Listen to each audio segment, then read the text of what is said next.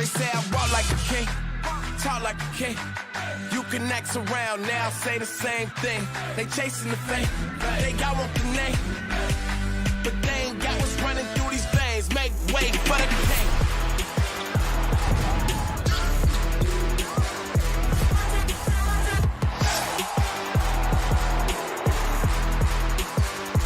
Make way for the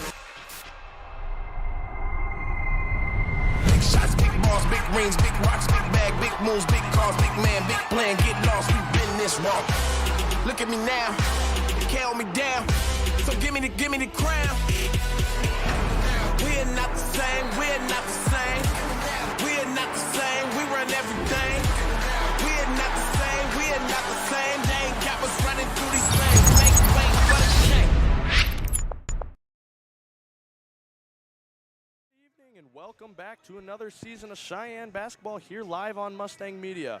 I'm Grant Knodel. Joining alongside me is Dan Wolf. Dan, I'm excited to call this home opener. Well, thank you, Grant. I am too. It's always fun to get a good start on a new season, and I'll try not to call you Jackson. You're welcome to hit me as many times as you need to until I get that right. Yep.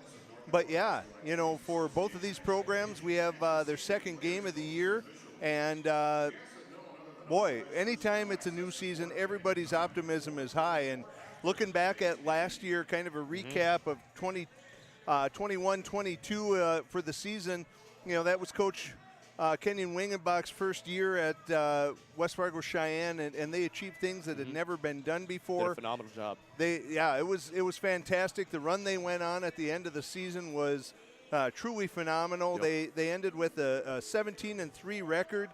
That was good for second place in the conference. Qualified for the state tournament.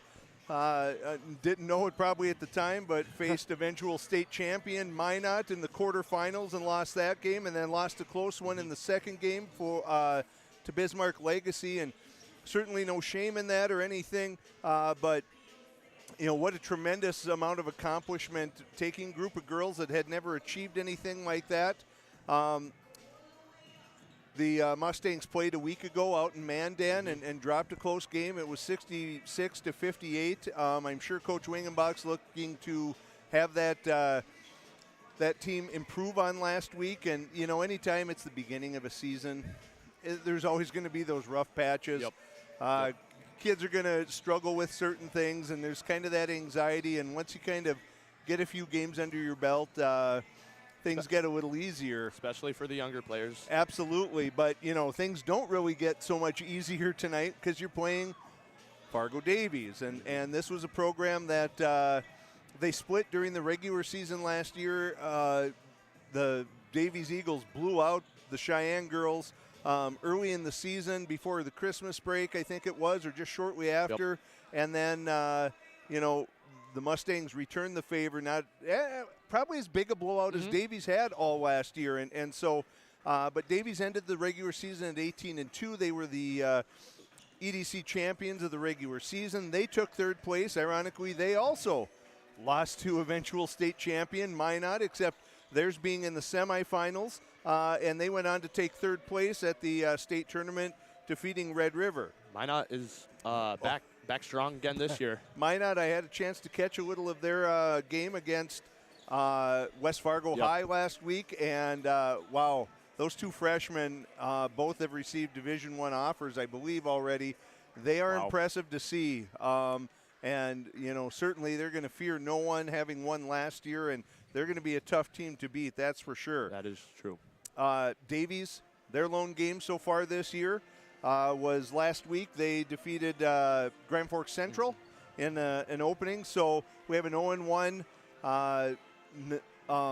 Cheyenne team. They haven't played in the conference yet. Davies 1-0, and they're 1-0 in the conference. But it's so early to know what's going to happen. For the Cheyenne Mustangs, they lost 2 seniors is all. Yeah, they have a lot of returning seniors this year. A lot of experience. A lot of girls that have played a lot, who've been through that pressure cooker, and that's great to see. Of course, Lauren Fargo and Olivia Manson won't be back for the Mustangs this year. For Davies, probably the 3 contributing seniors that they lost were Marissa Burian, Taylor Safransky, and Ava Wild, who was an all-conference player for them last year. but this is a Davies team that in the preseason poll, and as much as you want to put stock in a preseason poll, they were rated 4th. They were chosen as the 4th best team in the state in the coaches' preseason poll. So this will be an interesting matchup. Both teams, I think, know each other fairly well. A lot of returning players, but again, it's early in the season.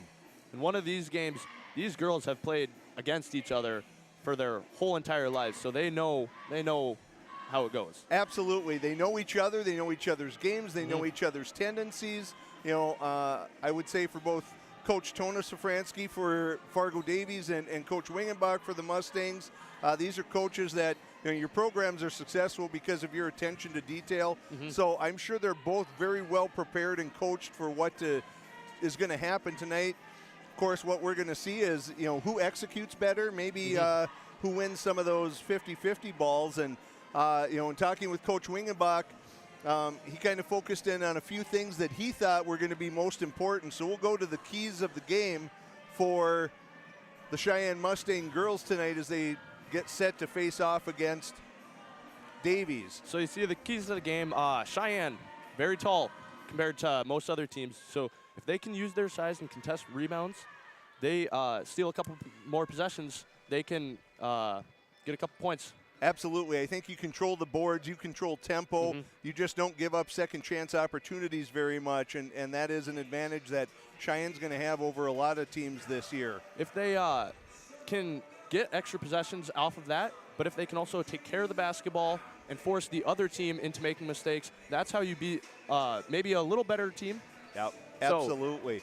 And I think that's taking care of the ball. Of course, that lies on the back of Breidenbach. I think there were some times last year when Peyton was out that they struggled finding a ball handler and who could take care of the ball. So certainly you don't need her in foul trouble or anything like that. But you're right, Grant. With a team like Davies, you're going to have to try and put pressure on, and that's exactly how they play, is pressure defense, and they're going to come after you, that's for sure.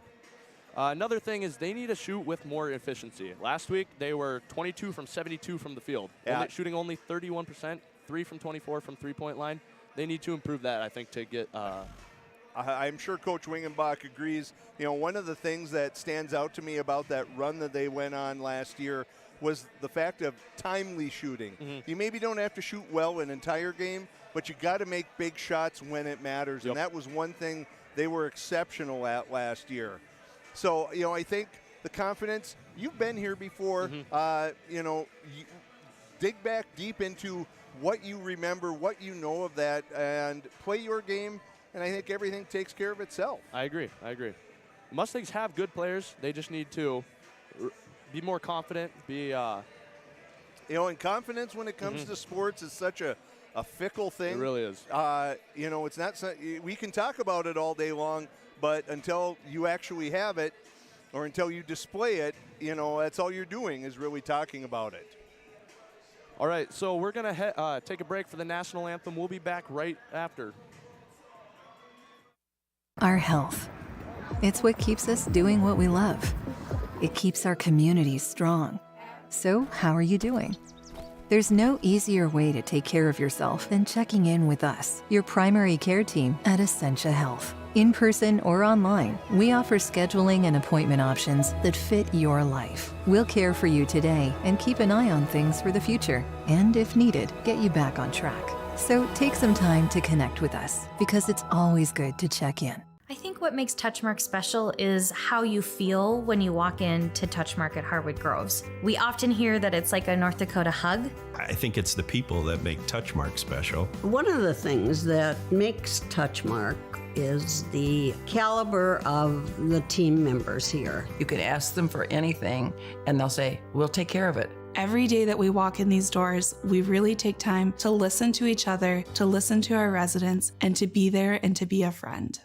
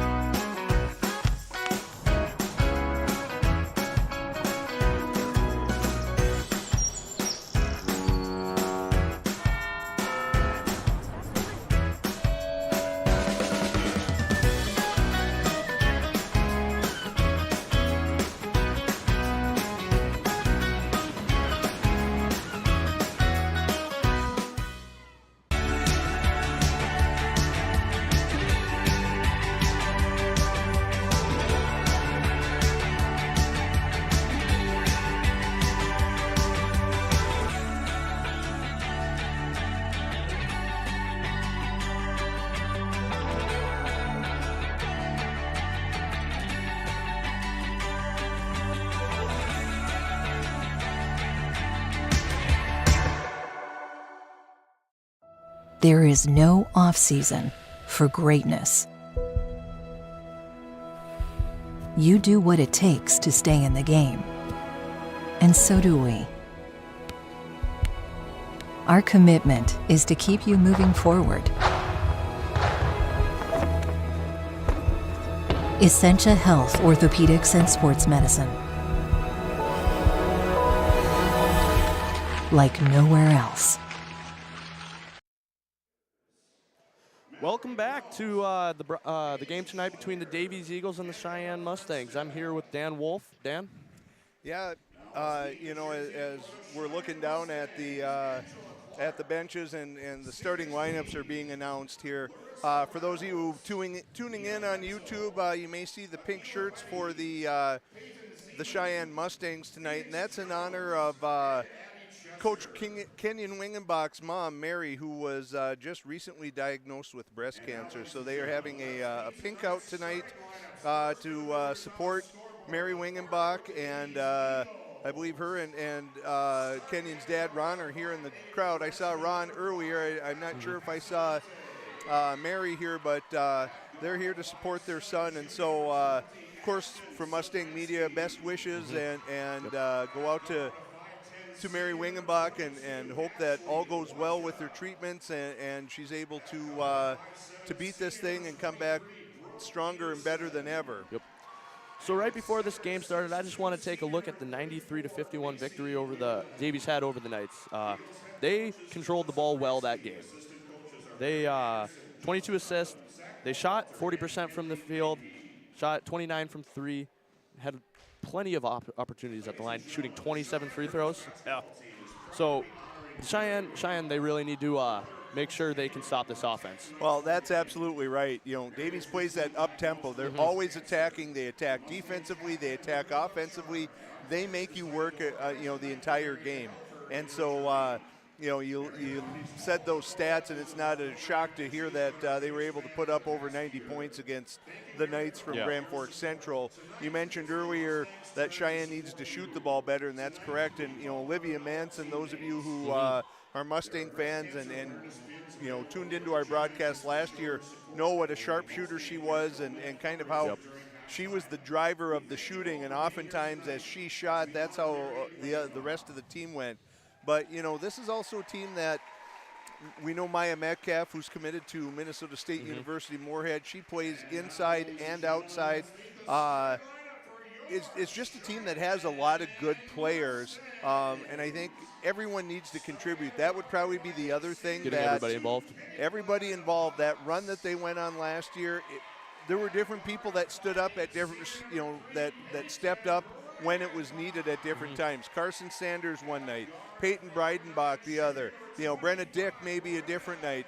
Usually Maya Metcalf was there solid every night, you know, so that's what it takes. You don't, no one person has to do it by themselves, but it's going to take a team effort against a squad like Davies. You talked about their defense being aggressive. How's 23 steals last game for That's, you know, you would tend to think a team that gets that many steals is also committing a ton of fouls, but they're really good at not doing that. Very quick hands, and they're going to make you work. So definitely, as we talked about in the pregame, Cheyenne's going to have to take care of the ball. I know they're going to look to get out and try and run and get some easy opportunities, but when that happens, things start to get a little hectic. You're going to have to slow things down and really make sure you're taking care of the ball. Yep. So we'll go down to center court now for the jump ball in a bit. One thing I'd like to mention here, Grant, to all of the viewers on YouTube tonight, Mustang Media trying to pull off the rare hat trick tonight, the triple header. We've got broadcasts simultaneously going later on of the choir and band concerts here at Cheyenne High School. We've got, of course, the two basketball games, this one with the boys game to follow.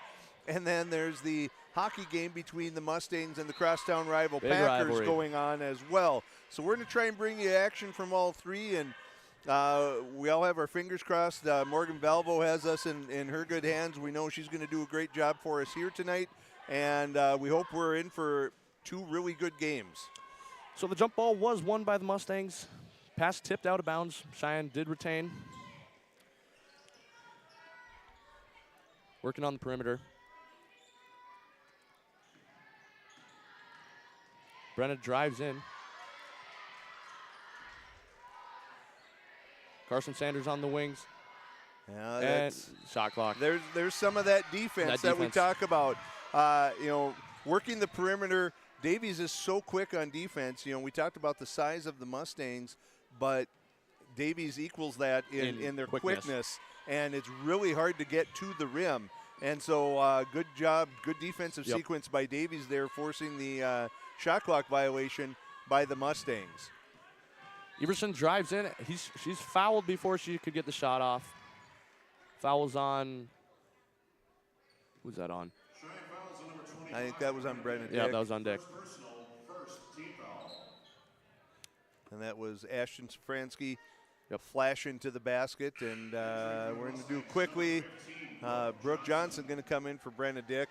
Brenna is incredibly athletic, but last year we saw, especially as a sophomore, she was prone sometimes to making some foolish mistakes as we see Safransky get to the hoop there. First 2 points of the game. First 2 points of the game, and there's that she active picks the defense pocket. again. And she was all conference last year as only a sophomore and as a junior this year. That's a pretty good thing, to have for Coach Tona Safransky. And, that is mother and daughter. Ashton Safransky, very quick hands, aggressive, and just doesn't make a lot of mistakes. Just one of those players with a motor. Yeah, that goes. The motor goes all the time. That foul was on Brooke Johnson, and there's a three. Passanante. Yeah, that was Fallon Passanante. So the Davies Eagles takes a 5-0 lead early in the game. Cheyenne looking to get back. So this is where Cheyenne, I think, is going to really have to try and do a good job of getting that ball inside to Metcalf from Metcalf three. or Carson Sanders. Off the board, bank shot. Hard to know if that one was called, but we're going to say it was. And good response by Maya Metcalf there, and draws the Mustangs within 2 to start with. And they're going to get Brooke Johnson there, I think, or nope, that was Haas. So already 3 fouls. 3 fouls early in the game. Yeah, and we have Brandon Dick coming back this time for Haas. And I think part of that rotation for Coach Ringenbach's going to trying to keep fresh legs, trying to keep girls that can keep up with Davies on the floor if possible. And That's there's another one from 3 again. Well, I think we're seeing right there who it is we don't want to let have open looks if at all possible. Breidenbach does a good job of driving right past Safransky, but Sanders misses. Scrum for the ball, jump ball. Davies will get the ball back.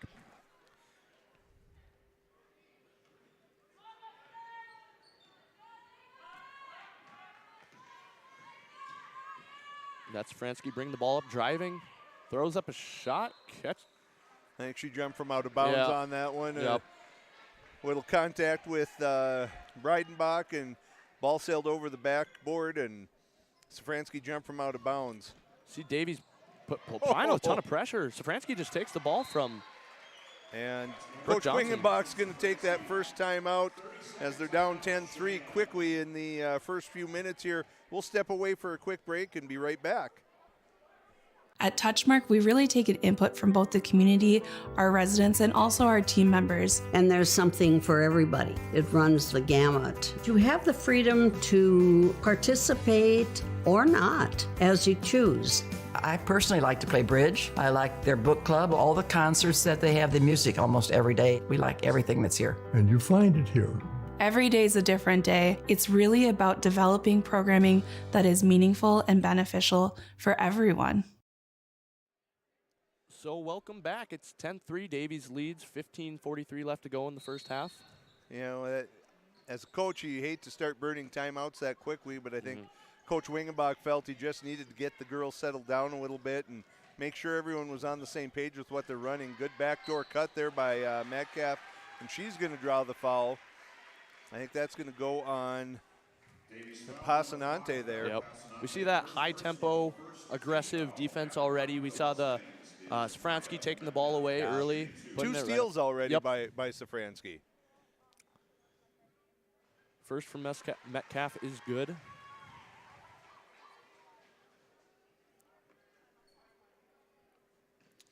I will say the Cheyenne Mustangs, tremendous from the line. They shoot around 70%. Yeah, that's incredibly good for a high school team. It's not very often that you'll have that.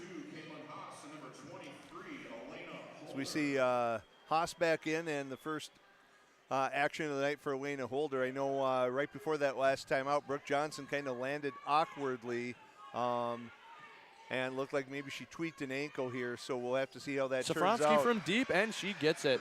Well, you know, you talked about how well they shot it from behind the arc against Central. Here they are 3 for 3 already, and that's not what you want to see if you're the Mustangs. Breidenbach drives, puts it up, and it's good.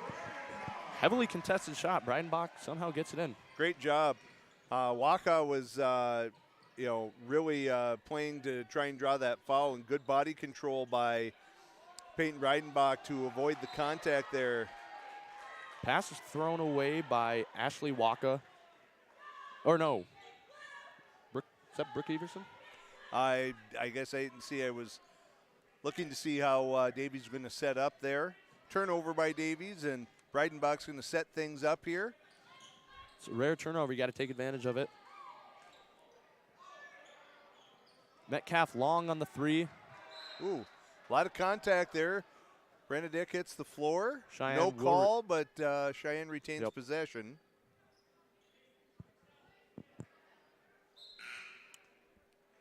And for the Eagles is number 14, Mariah Burrion. Mariah Burrion in for the Eagles.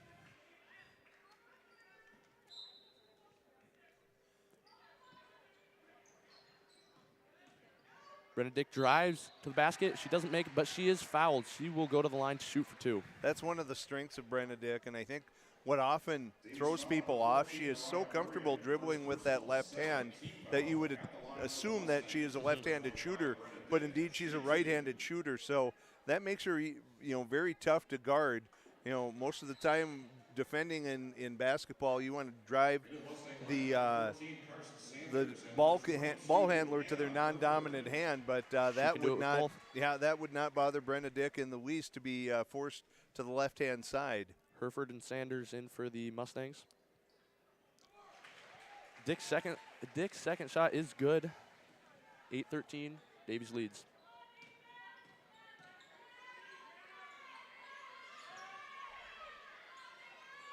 Tries to get it down low. Tries to feed Waka, but the pass is too strong. Goes out of bounds. Cheyenne's ball.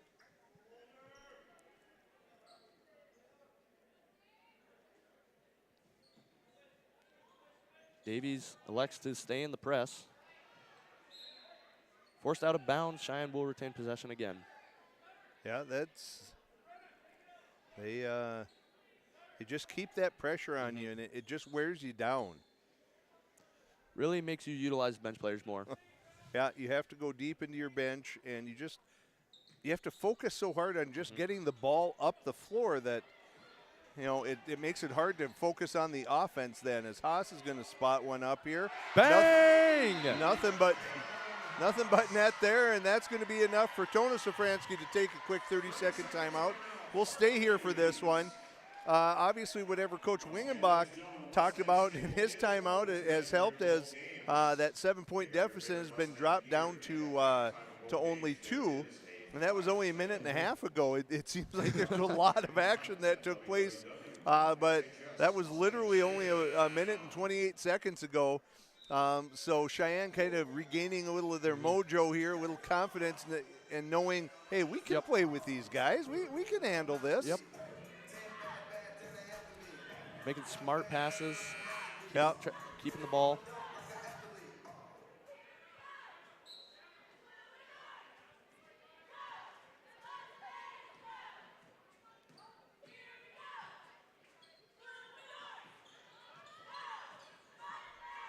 Burrion feeds it down low.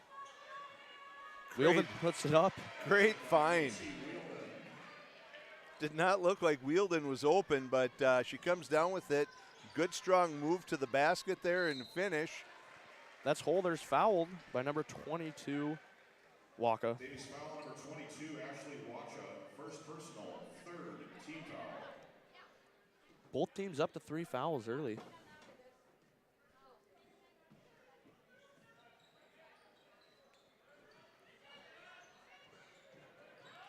Mustangs just trying to find a little separation in this defense. Holder. Good cut by Elena Holder there. Shots a little off. Hannah Herford had drawn 2 Davies Eagles, and Holder alertly flashed to the middle as we see a long range 3 from Barely misses. Safransky. Wielden gets the rebound, puts it back in for 2. That's something the Mustangs on both sides, boys and girls, need to do better. They need a rebound, get a couple more possessions. Well, there's Wielden again. Get another rebound.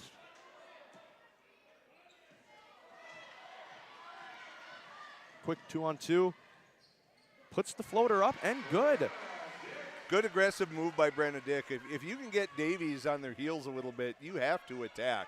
No doubt about that. As there's another 3 by Passanante. Davies shooting it exceptionally well from the 3-point line here. Need to get the to ball start in. the game. Thrown Another away. turnover. Shots just off. Dick gets rebound and is fouled. 4 fouls early for the Davies Eagles, so let's see if the Mustangs can take advantage of that. Yeah. Herford and Holder out. Get Haas and Breidenbach back. And, you know, what we're really seeing, and this is a common thing in basketball, Grant, is seems like that press is being put on after made baskets. And that's the time when, you know, defenses, as they're transitioning to offense, tend to kind of maybe lapse a little, not be so focused. And that's when Davies puts it on, as we're going to see a foul there on Everson, and that's, I think, her second. So, you know, Davies plays this up-tempo and you know, really tough defense, but you're going to have to be careful with fouls. That is only her first, but already the 5th team foul on the Eagles. You can see early that the Mustangs, they're trying to work with off-ball screens, on-ball screens, just trying to get as much separation from this high-tempo, aggressive defense as possible. That's all you can do, and hopefully, you know, you get some good looks and you make some shots. Great screen and roll there. Wielden will Shots open. stuffed off, but offensive rebound for Davies. Yeah, and that I'm sure is going to bug Coach Wingenbach when Cheyenne has the size advantage, you know, girl to girl that they do. That's something that just can't happen. You can't give up second chance opportunities. It's hard enough to keep Davies, you know, limit them to a poor shot selection. But when you give them multiple opportunities to score, that's just not what you want to do. Sanders from deep, hard off back iron. Rebounded by Wielden again. Another rebound for Wielden. Good move by Safransky. Safransky Just misses. Jump ball. Safransky does such a good job of getting that defender to lean one way or the other, and then she's so quick at reversing, whether it's a crossover, a spin move, and getting going the other direction. It's just so hard for a defender to react to that. And again, we're seeing dead ball situation, no press from Davies, but they're really looking to put it on after made baskets and trying to catch, I guess, Cheyenne sleeping a little bit.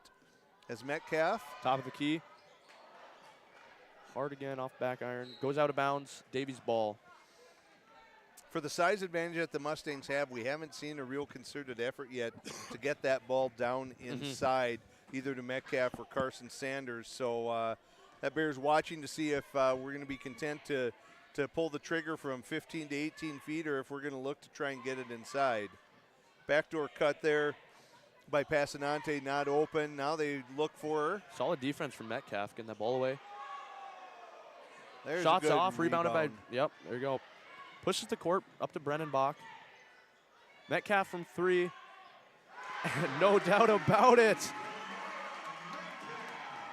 That gets the game back to 18-20 Cheyenne. 11 here to go in the first half. A lot of action here, folks. Don't go. Another shot by Passanante. She can shoot. Don't take off to the fridge or anything, because you might miss a lot in that short period of time here. As Dick's going to look to penetrate, kicks out to Sanders. That Sander was a passes great down. find. Great find, great put. Brenna Dick with the 2 points. Good finish, but great find by Carson Sanders. Saw she had drawn both Eagles as defenders, able to get that pass in, but there, that quickness again. By Burian. That is what the Mustangs need to do. They've gotten some good looks, getting it down low. They just need to convert. Boy, and you might sit at home and think, with the quickness of this Eagle team, maybe you should be playing a little zone, but we've seen them shoot the ball so well from outside as well that really they 3 threes again. Yeah, they put you in such difficult positions as we see Brenna Dick going with that left hand, but then the right hand shot. Again, she has no qualms whatsoever dribbling with her left hand. This is just, really there's got to be great communication as another one. Deep. As Wingenbach takes another timeout.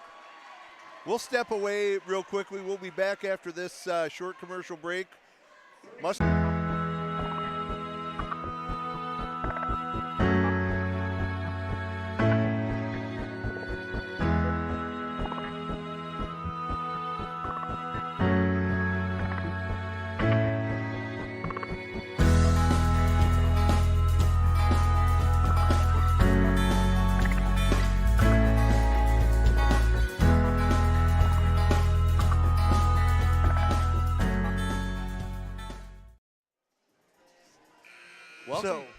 Go ahead, Grant. Welcome back. It's 22-27 Davies Eagles with 9:40 here, coming off the timeout. Mustangs get the ball back. Not really sure what do you say for Coach Wingenbach. I mean, Passanante was a good 3 or 4 feet behind the three-point line on that last make. I think, as we were talking about it in the break, I think that might be 6 threes already made by the Eagles. And that's going to be tough to beat if you're the Mustangs. It would seem unlikely that Davies could continue to score at that pace or shoot at that pace, but so that to this point they've been able to do that. As Breidenbach's going to bring it up, we see Safransky hobbling a little bit there. Shots off by Brenna. She's getting going. Ooh. Passanante drives to the basket and is fouled hard. That's going to get Breidenbach. I think Breidenbach was trying to move out of the way. Certainly wasn't trying to undercut her, but a little slow to get up. Yeah, Passanante went down hard, but she seems to be fine. Head straight to the free throw line. Those ones definitely hurt. It's the first on Breidenbach, 4th team foul. 9:06 to go with the Eagles up 27-22. Now 28.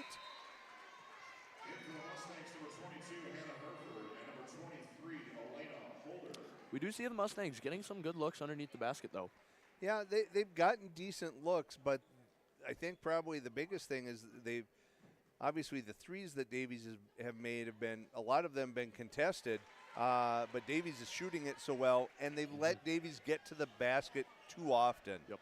I think that's maybe been the thing because we've been a step slow on that rotation, and then with that step slow down cut. low. And again, can't commit. I think that's where Hereford, where you gather yourself and go up. I think she was looking to just put it up quickly, and she was off balance. Another three. And Passanante again. That's 4 or 5 for just her alone. And that's deep range. You would normally say to a high school defender, hey, that's okay to let her shoot from out there, but that has not been the case tonight. Metcalf from 3, just off, just short. Rebounded by the Davies Eagles. Something we talked about earlier is the rebounds. Even with the size advantage, it just looks like the Mustangs can't get all the rebounds. As Everson's going to bank that one in. And the lead back up to 12, just like that, in less than a minute.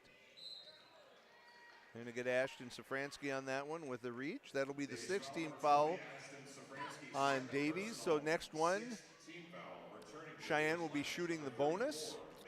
Wilden checks in for the Davies Eagles.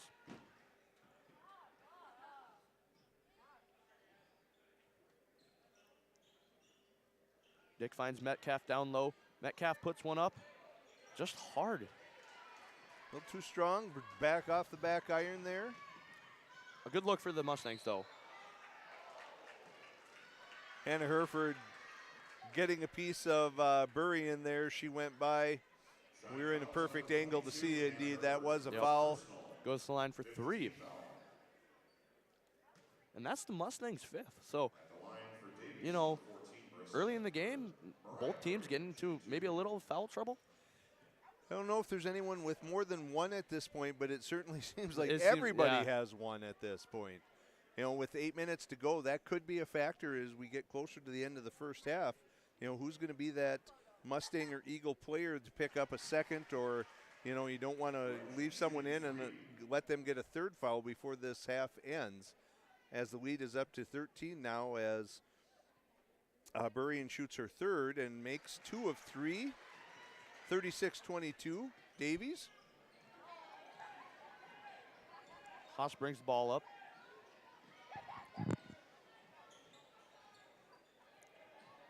Tries to find some room, but again, these Davies Eagles, they're just on them. Yeah, you know, that was Calf, one of good those move, situations. just Good off. up and under movement with the left hand, but as Brenna Dick was dribbling, she was almost at the half-court line and had 2 Eagles chasing her. That had to mean someone was open for the Mustangs, but Mustangs unable to convert on that.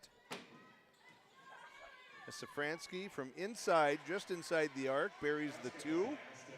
16-point lead. You see the Davies Eagles utilize that that matchup with Everson and Wheeldon, the pick and roll. Yep. Seen that a couple times already. They do it a lot, but they do it so well. They're going to get Metcalf with the travel. with a travel, extra step there. As Sanders, Brooke Johnson, Breidenbach back in for the Mustangs. Burrian out for the Eagles. I think that might be Wacha that came in. Yep.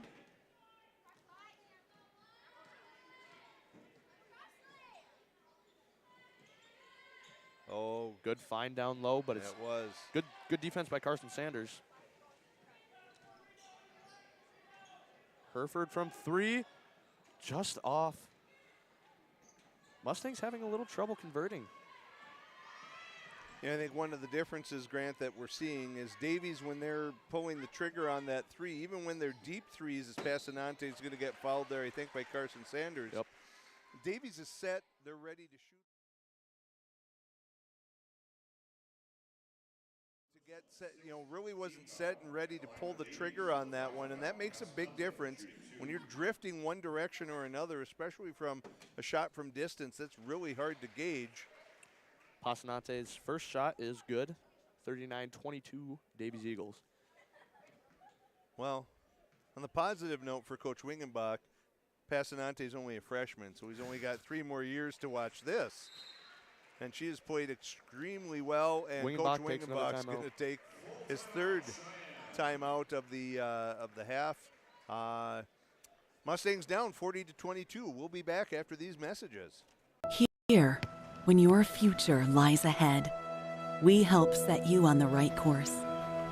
When your whole world is about to change, we help you prepare for your new life. When staying healthy means staying informed, we help you find answers. This is perseverance, understanding, connection. These are remarkable people doing remarkable things together.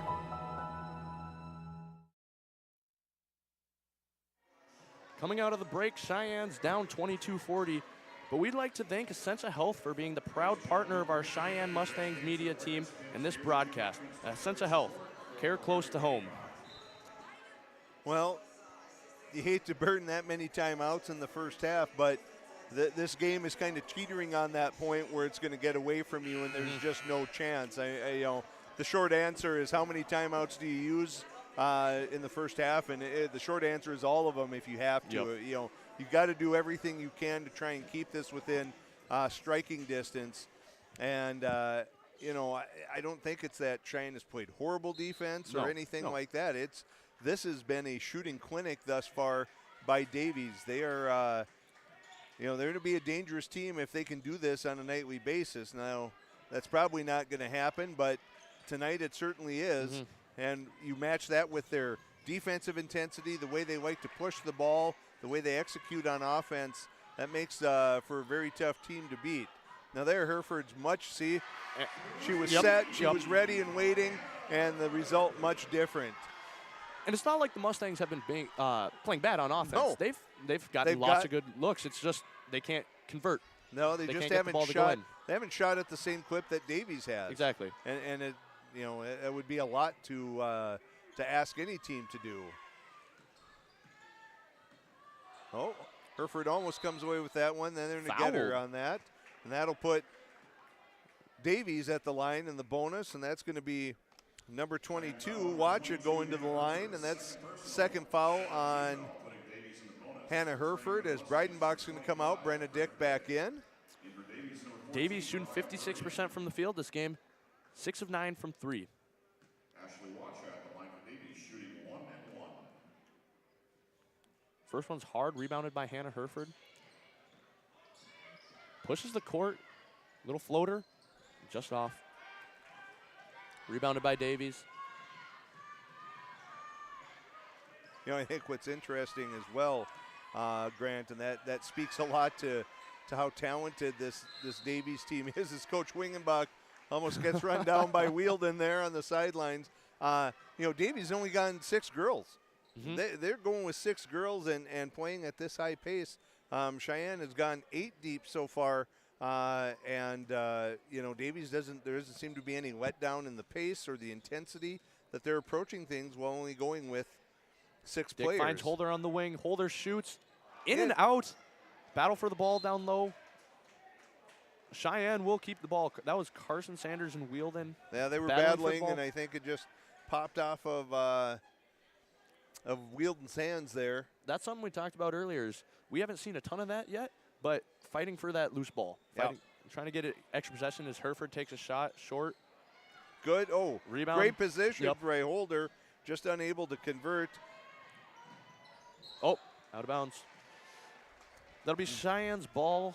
25-40, 4:45 left to go in the first half. Davies in the bonus. There haven't been many of those types of plays for Davies. They do a nice job of not beating themselves. They don't turn the ball over very frequently, and that's another reason why they've been playing so well this game. Is Brenda Dick's shot from 3 is off as we go under 4.5 to play, and the Mustangs down 15.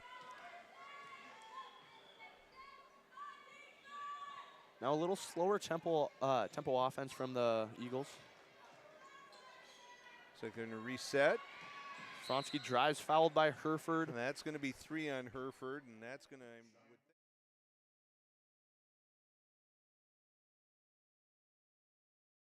anyway and get her off the floor. Metcalf and Breidenbach checking in for the Mustangs. So Ashton Safranski goes to the line to shoot the front end of the 1-on-1. Brooke Everson for the Eagles checks in.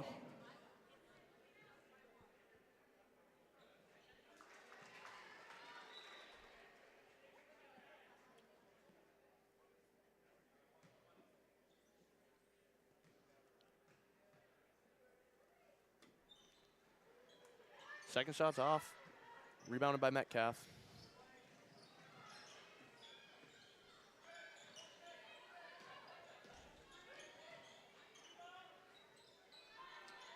Dick at the top of the key. Drives in. There's a great job.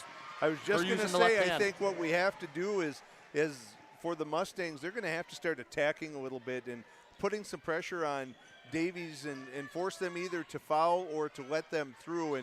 And great job of attacking the rim that time. Great defense by Brenna. Oh, tripped up a bit. Mustangs retain possession. Breidenbach drives in, puts a shot up, fouled. Does not go in. She'll go to the line to shoot 2. I think that was Watcher with the foul, but that.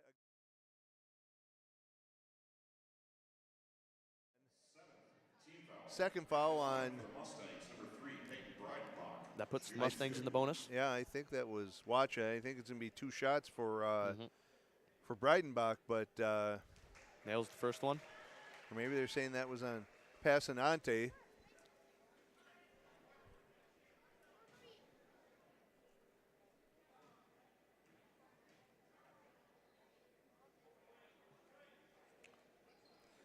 Second shot's off. Rebounded by Metcalf shortly, but loses the ball over to the Davies Eagles.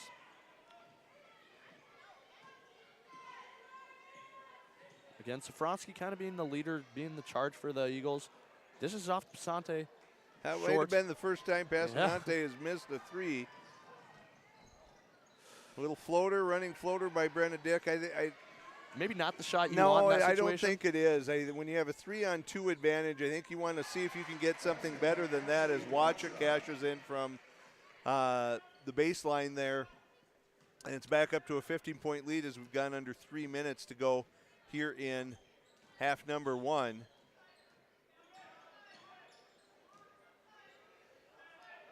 A lot of standing by the Mustangs here. You got to have some movement. There's a kick out. Two, just long. Rebound, Safronski.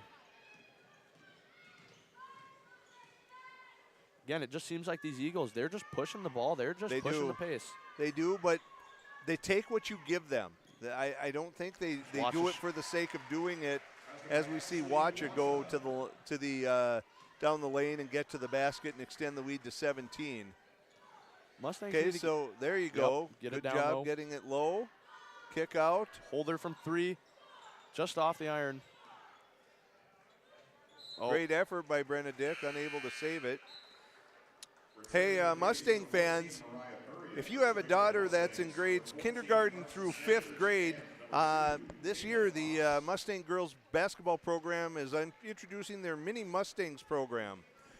On January 2nd from 1 p.m. to 2 p.m., they're going to have a little camp for girls in kindergartens through grade 5 at the Cheyenne High School gym. The cost is $15 per player. It's a T-shirt. You get to participate in halftime activities at the January 3rd home game for the Mustangs. Free admission to girls' home basketball games and a photo and autograph time with high school players. That cap from 3, short. Loose ball rebounded by the Davies Eagles. Safronski, oh no, that's not. Dick regains the ball. That was Everson that puts it up with their left hand. Takes the steal. That's what the Mustangs need to do. They need to. I think ideally, if you could get to a point where you could maybe get under 15, if you could get it to 10 or even to a single digit before the end of the half, that would be great. But Wielden finishes there. Nice pass, good bounce pass. That's a good tip for any of you players watching at home. You get that pass like that, a bounce pass is the way to go. As Benedict, we see cutting through and cashing in, getting it back to 15 as we're now under 1 minute to go here in half number 1. One thing I have noticed is it just seems like these Eagles, they have an answer for everything the Mustangs put up. Oh boy. Shot off. Watch it goes down in a heap. Breidenbach pulls the trigger, unable to convert. And with the dead ball, we'll get the trainer to take a look at Watcha. I don't know if she came down on top of someone's foot. She went up for the 3, and there certainly was no foul or contact, but I'm wondering if she didn't come down on top of someone's foot and roll her ankle. And man, that'll wake you up if you roll the ankle like that. That's not a good sign for the Davies Eagles. As they tend to watch, we're going to step away for just a second. We'll be right back after these messages.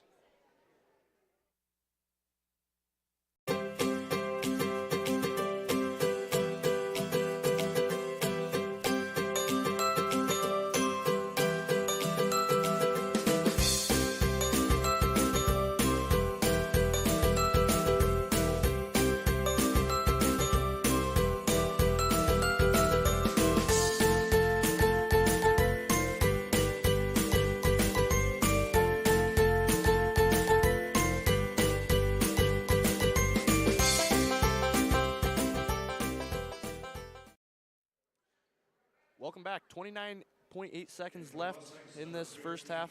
32-47 Davies. It'll be Davies' ball. See Watcha. Watcha was helped off by the trainer and her coach there, obviously in a tremendous amount of pain, unable to put any weight on that right foot or right. It looked to be an ankle. I think probably she just came down on top of someone's foot, an inadvertent play, but boy, that's going to change the complexion of things, I would think, for the Eagles, going with only a 6-person rotation. And Watcha being one of their senior leaders, we'll see how that plays out in the second half as we're down to just about 10 seconds here in the first half.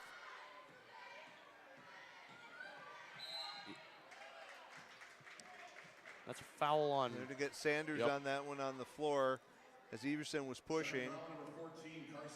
That's the 9th foul on the Mustangs, so it's still just a bonus situation. 5.2 left here. Breidenbach in. I'm sure Coach Wingenbach's going to look to see if we can get the ball quickly up the floor and get some type of good look. Doesn't really matter at this point if it's a 2 or a 3. But the first thing, you got to come down with that rebound as the first one is off. Metcalf corrals it. Breidenbach sheaves up shot, and that's no good. So we'll end the half 32-47, Davies Eagles. Well, you know, Grant, that's about as good a shooting performance as you're going to see from a high school team. Davies shot it really well, and all the things we talked about in the pregame that they do well. The defense, the tempo, the discipline on offense, all of those things on display. Now you add probably 60% shooting to the mix, and that's how you get to a 47-32 halftime lead. I don't think Cheyenne played terribly. I think they settled for some shots on the offensive end towards the end of the half. They started to attack the basket, and I think that's what's going to be something that they have to continue doing. They're going to have to work on how they're going to figure out this rotation, and they can't let Davies penetrate so deeply down the lane to have a chance to come back in the second half. And then, you know, obviously a terrible thing for Ashley Watcher. She went down, looked like her ankle is hurt. Hopefully it's nothing serious, but the way she was looking, it wouldn't shock me, especially early in the year. You don't push someone, you know, past their limits. Right. You just say, okay, tonight let's shut it down. So that's probably going to mess a little bit with the rotation and the plan that Coach Safransky had. But the good news for Davies, they're up 15. Probably the best case scenario if you're going to have one of your starters go down to be up by that many and only one half to play. Looking at the stats here for tonight's game, really it's been even. But the one thing that hasn't been even is the shooting. Davies is shooting 50% from the field compared to Cheyenne's 35%. They're shooting 55% from three-point land. That's a backbreaker. That's what really hurts you. It's hard to compete in. It is. In any level, any team, when another team's shooting 55%. And we saw so many of those were deep threes. Yes. Yeah, there were Contested. a couple that were uncontested, but a lot of those were deep threes, hand in your face, and they were still able to convert. And so, you know, I think probably the message for Coach Wingenbach, hey, we just need to keep doing the things we're doing. We're not doing a bad job of them. We just need to do them a little better, and then probably offensively, let's attack the rim. Yep. Let's put them on their heels and see what can happen. So who knows? Who knows? We'll see in the second half. We're going to step away for a few minutes so you can see some ads from our sponsors, and we'll be back for the second half.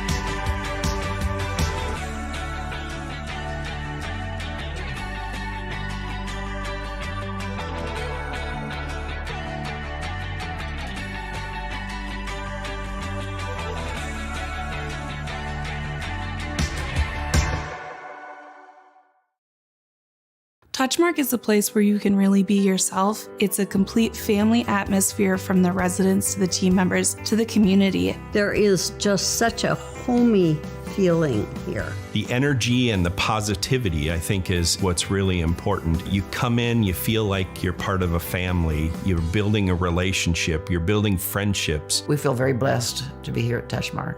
It's incredibly important to create that family atmosphere, which is what Touchmark really values.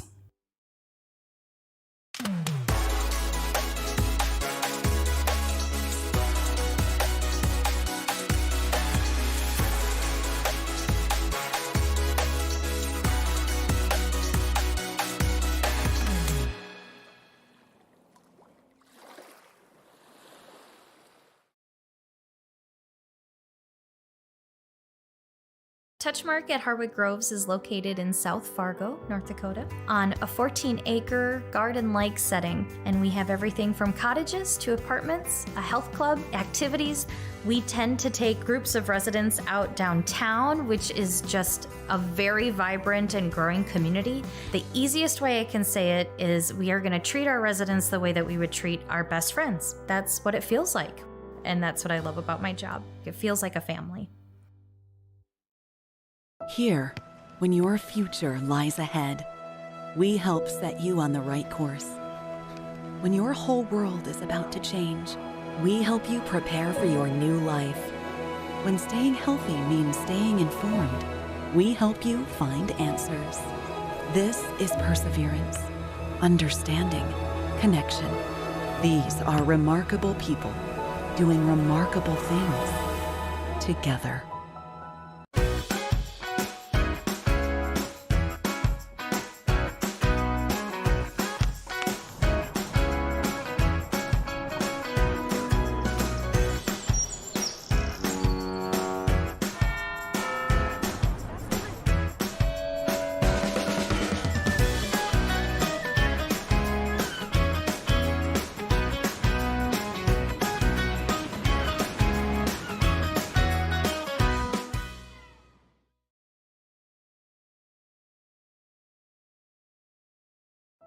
There is no off-season for greatness.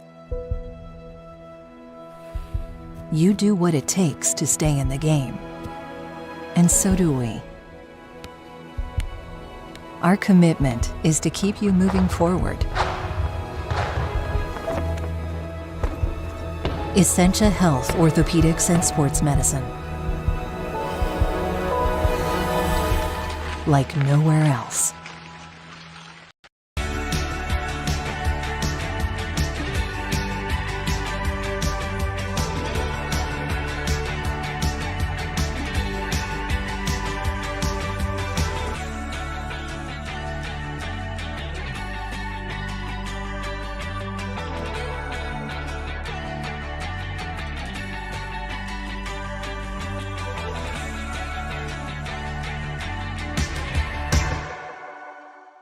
At Touchmark, we really take an input from both the community, our residents, and also our team members. And there's something for everybody. It runs the gamut. You have the freedom to participate or not, as you choose.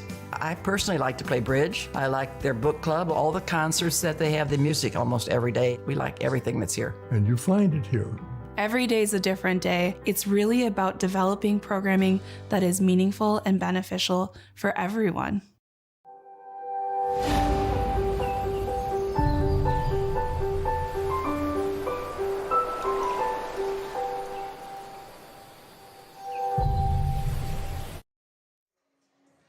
Welcome back, everybody, to tonight's broadcast. Fargo Davies leads the Cheyenne Mustangs 47-32.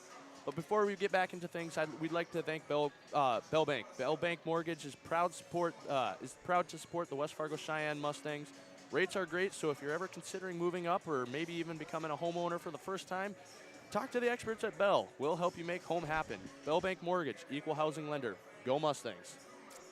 And also a reminder that the Mini Mustangs girls basketball camp for kids in grades kindergarten through 5th grades coming up on January 2nd from 1 to 2 p.m. at the Cheyenne High School main gym, $15 per player, a t-shirt, participate in halftime activities at January 3rd's games, free admission to girls' home basketball games, photo and autograph time with the high school players. Only $15. Registration is due by, well, it says December 4th, but I'm going to guess since we're past that, they're going to say they're extending that.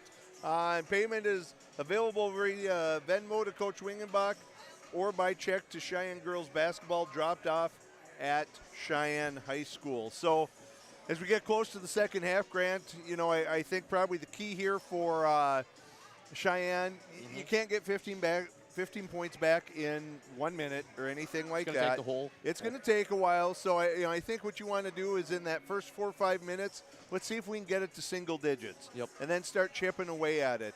Obviously for Davies, things are going to look a little different without Ashley Wacha. So I think if you're Cheyenne, you take advantage of that. Less standing and watching on offense, a lot more attacking offensively, and see what you can do. Again, it's early in the season, but you want to make this as competitive as you possibly can. A little score update from those who aren't watching. NDSU is tied with Samford right now, 0-0. In the second quarter, yeah. Almost halftime, and still a 0-0 game between NDSU and Samford in the FCS quarterfinals. Davies will get possession to start this second half.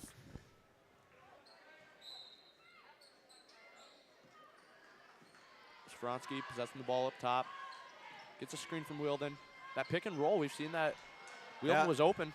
She was, and that was great defense from Maya. Good job from Metcalf to get back and then to step in front of that pass. There's a good kick out to Haas. Haas from 3, just off. Fighting for the board, but good job by Burian, you know. See that tempo up again, but active hands by Brenna Dick. Good hustle as she's going to get back into the play. Safransky trying to take advantage. Kick out to Everson. Oh, Everson good Euro step. Up and under. Good little Euro step there by Everson. Avoids the contact. Drops the deuce. Good. Brenna Dick drives. Great penetration by Brenna Dick. She's been the only one who's done that tonight. I think we need to see more of that. I think maybe Breidenbach did once, but just we need to see some more of that from the Mustangs here. These first 4 or 5 minutes are going to be pretty key for Cheyenne to get into this. If you're not able to dig into this, Safransky from deep, Safransky, in and out. Wow. A rare miss, it seems like, for these Davies Eagles. Yeah, well, it's just unrealistic to continue shooting at a 55% clip from three-point line. Good defense there from Passanante. That's one I think Maya Metcalf wishes she had back. I think she'd like to just take it to the rim on that instead of that little step-back jumper. Sometimes fancy isn't always the best way. That's what they say.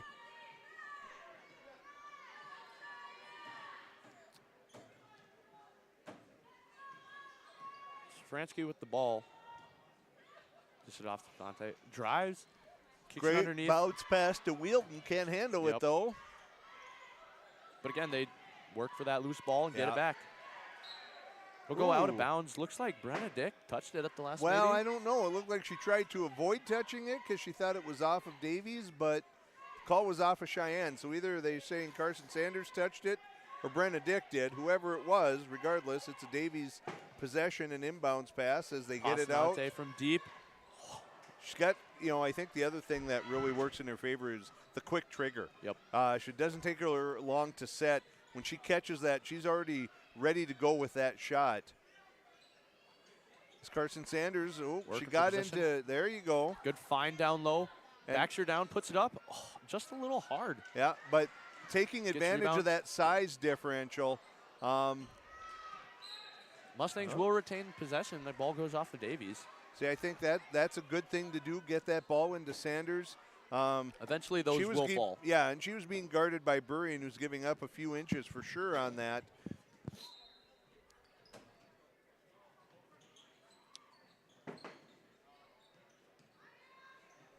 Dick at the top of the key, drives, puts one up, and it's no good. There Rebounded we by go. Sanders.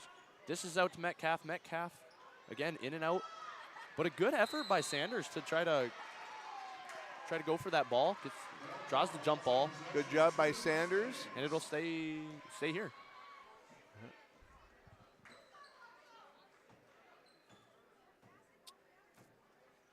34-49, 15-28 left to go in the second half. Davies leads. Good find underneath to Breidenbach. Puts great it up. Spin move In by and out again.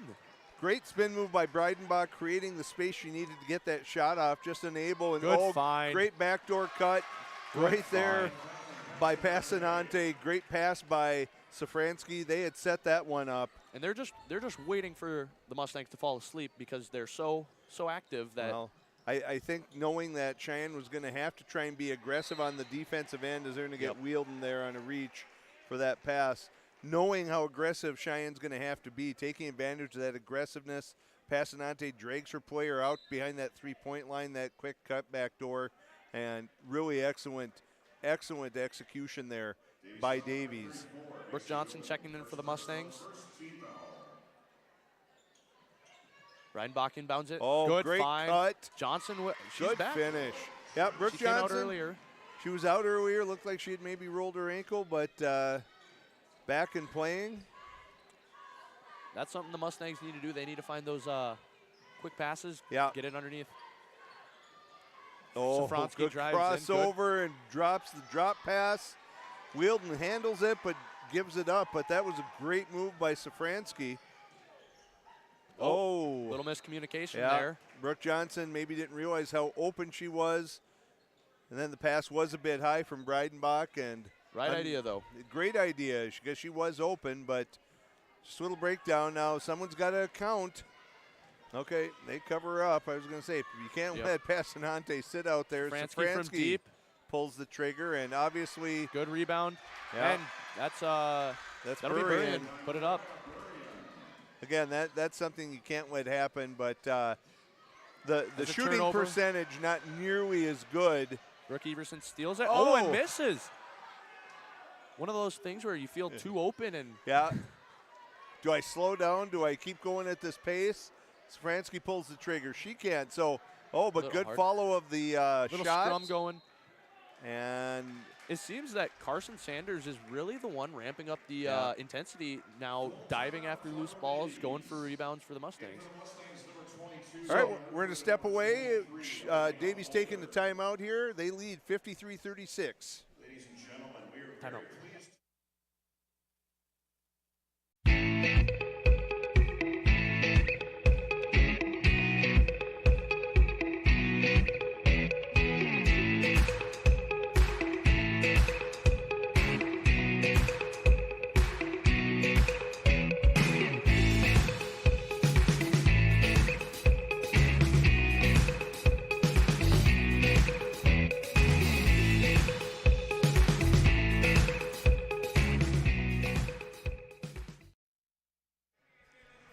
We're back, 13:45 left to go in this second half. Cheyenne trails 36-53.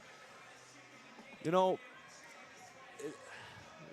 shots haven't fallen as well for Davies this half. Nope. But, you know, they're still, they're maybe not the deep shots, but they're getting inside and getting good looks underneath. They are scrappy. They're great at, getting everyone to the basket to rebound. And even though Cheyenne, of course, has this size advantage, that only matters if you're able to execute some box outs and get the look that you want. Hasn't bothered Davies one bit as Passanante shoots from three in.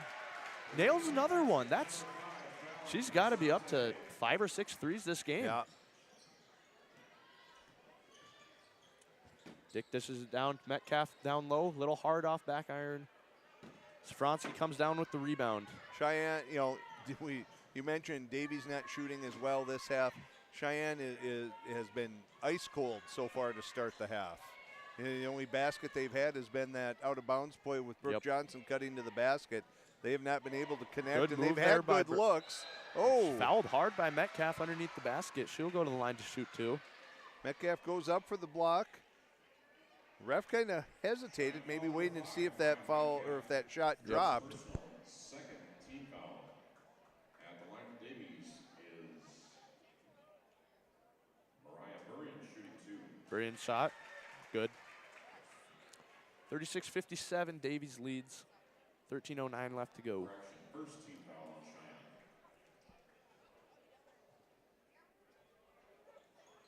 Nails the second one.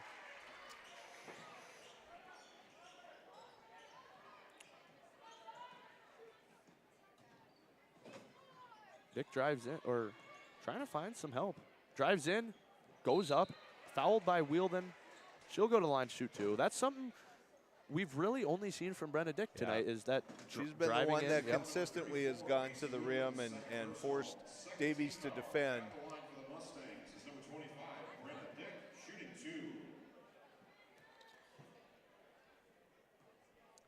So with 5 minutes gone here in the second half, time's really starting to work against the Mustangs, down 22 points here. You know, they're going to have to make a quick run to have a chance to get back into this one, and just the shooting has been off so much this second half for the Mustangs. Yeah, you say the shooting's been off for the Mustangs. Both teams are nearly identical. It's just Davies is letting the shots are falling. Yeah. Both teams are at around 35 shots this game. It's just, again, shot can't fall. Now that's one where one more dribble and Brenna Dick's at the rim for a denied by Metcalf. For a layup. Good swat by Metcalf. Wielden comes down with it. They're going to get that around to Spransky. Wisely slowing it down. Wait, try and get the shot that they want. And Wielden pulls the trigger, and there's another three. So Everson from downtown. That ups the score to 61. To 37. Got Maya Metcalf down there. See if they try. Nope. Active hands on defense. Spransky is all over the place. Wielden on the, puts it up. Another miss. Another miss. Another miss. If it's not a three-pointer, apparently Davies fall. Is having trouble converting. Stick shoots from three. Hard. Too hard on that. Goes over. It'll go out. Davies ball. Good hustle by Metcalf there. Thought she had maybe tipped it off of Wielden, but the refs disagree. Davies ball as we see Sanders and Haas coming back in for Brooke Johnson and Hannah Herford and Helena Holder. Who else is on? Breidenbach is back in as well. Group substitution. I will say, those bunnies are hard. I know from experience. 8th grade basketball. They can be. Little miscommunication there. Yeah. First time we've seen anyone but the five that started for Davies in this second half is Quinn Scarry's on the floor here.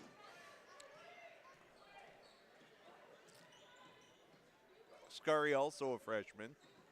Wow. Good aggressive defense. This is a Davies team. Does lead to a foul, but, I mean, I'll take that if I was their coach. Davies does right now only have 3 seniors on this roster. Now, granted, it's Wacha, Everson, and Wielden, 3 big-minute players, but only 3 seniors and a lot of freshmen and sophomores. So, very talented and deep Davies squad. Metcalf from 3, short. Rebounded by Breidenbach. Breidenbach tries to go underneath, puts up a shot. No good. Carson Sanders with the rebound, kicks it out to Brenna Dick. Good find underneath. And Sanders is fouled. She'll go to the line for 2. That was a really good possession job there for the Mustangs. It was.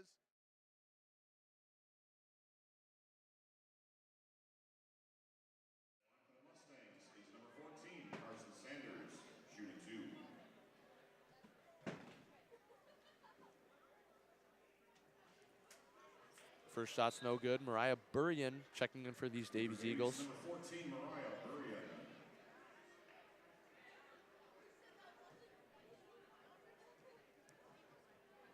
Sanders' second shot. That's good. So that'll be 38-61. Davies leads, 11 minutes left to go. Cheyenne going to look to put a little press on here, a little pressure, see if they can force Davies into some mistakes.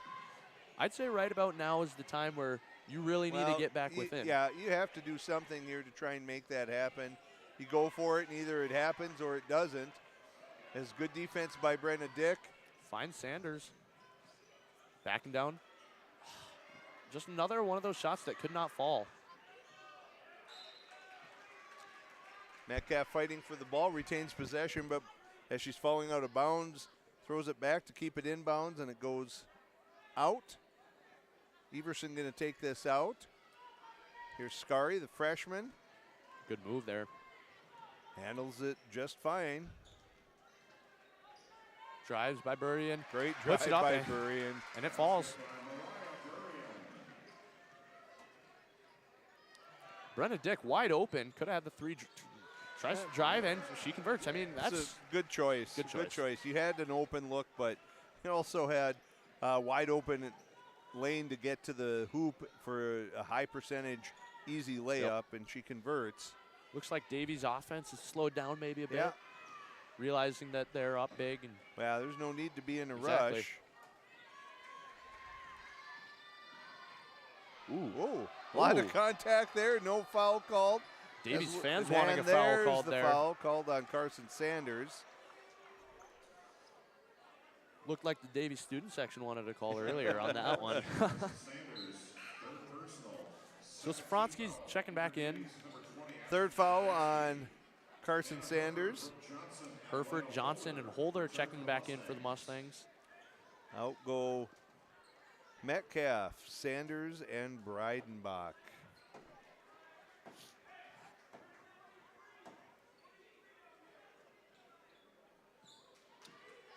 Safronski to inbound the pass. Gets the ball. Good screen by Wilden. Opens up. That screen with Wielden and Safronski has worked all night. Yeah, it has. They do a really good job. The screen, you know, a lot of that, lots of players set screens, but really it's probably Safranski knowing how to use that screen, really rubbing that defender so close to Wielden that they get hung up. Wielden does a great job of sealing and then rolling to the basket, and usually good things are happening for Davies when they have that little play set up. And then it works well if the defender from the wing comes down, just kick it out and for an open three. Yep.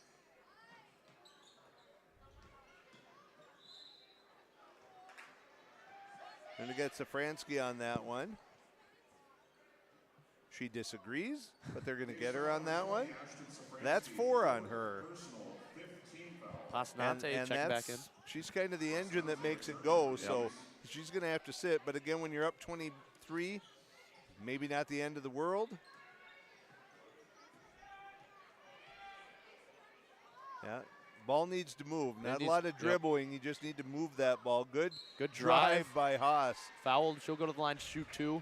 Scari's going to follow her on that one, and that's what we need is more looks to try and get to the basket.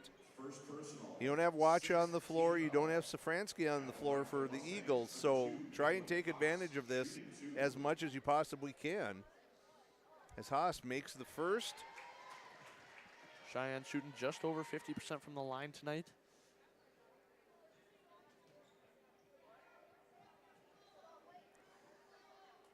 Well, Grant, I would say the one thing we can be fairly certain of is, you know, I don't think Cheyenne feels like they've shot it as well as they are capable of yet. Yes, I agree. You know, they didn't shoot it well in Mandan, and I don't think they've shot it all that well tonight either.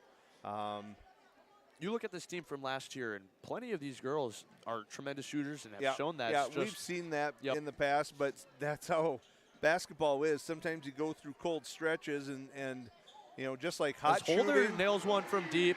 Just like hot shooting feels contagious sometimes, cold shooting can feel the same way. Timeout taken by Tana Safranski. 8:36 left to go, 44-63. We'll take a break. Davies up. There is no off-season for greatness. You do what it takes to stay in the game. And so do we. Our commitment is to keep you moving forward. Essentia Health, Orthopedics, and Sports Medicine. Like nowhere else.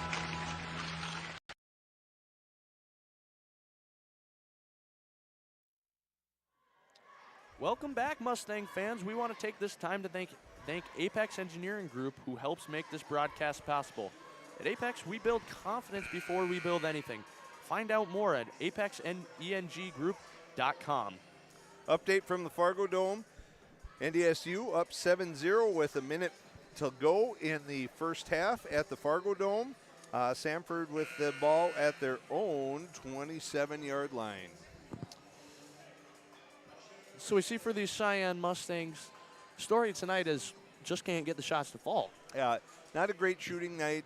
Probably not as sharp executing as you would like to be. And you know, you need to remember they've only been practicing since Thanksgiving, and that first week is really, you have the Thanksgiving holiday in there, and you're doing tryouts, and you're trying to evaluate talent and things like that.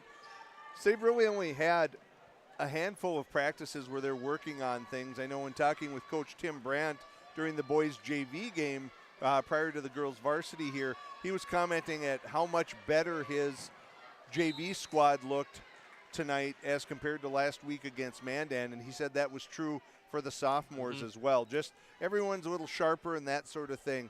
You know, and I think it's still a little bit of a work in progress here for the Mustang girls at this point. Maybe, you know, they're going 8 deep with the rotation. Will it continue to be 8 deep? You know, as the season goes on, you kind of figure that out. We know Davies, as we see Hereford with the putback. Davies only going 6 until Watcha was injured. You know, each team's still trying to kind of figure out what that should look like. Great job by Everson, dribbling through the traffic and then throws it away on a bad pass. Back and then forth. The Mustangs give it away. Wheelden inside, and she puts converts. it up and in. That's the type of shot, or that's the type of sequence that hurts. You know, you do a good job on defense, and then you throw the ball away. As Hereford's fouled. You're going to get Hereford there. She'll go to the line Going to shoot to the too. line. I think that might have been Passanante with the foul. That's her third now. We still have 7 minutes to go. You know, lots of time left. That's the thing with Davies. They don't go deep into their bench, and they're being forced to because of the injury to Watcha. They're going with some players they maybe don't normally go to, and Safransky's coming in for Scary. Safransky has 4. Passanante has 3.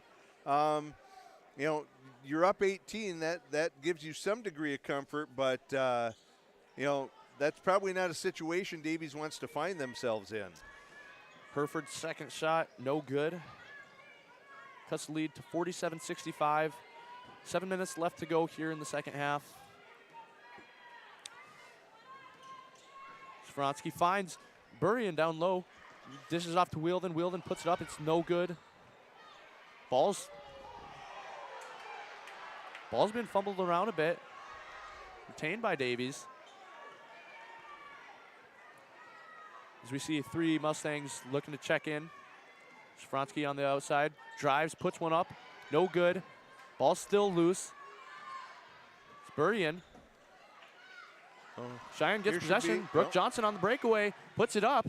And she scores. See, and that's where the foul trouble makes a difference. Safransky, any other time, would have tried to steal the ball, would have tried to put some pressure on Brooke Johnson, but with 4 fouls, she knew she had no choice but to let Johnson go for that shot.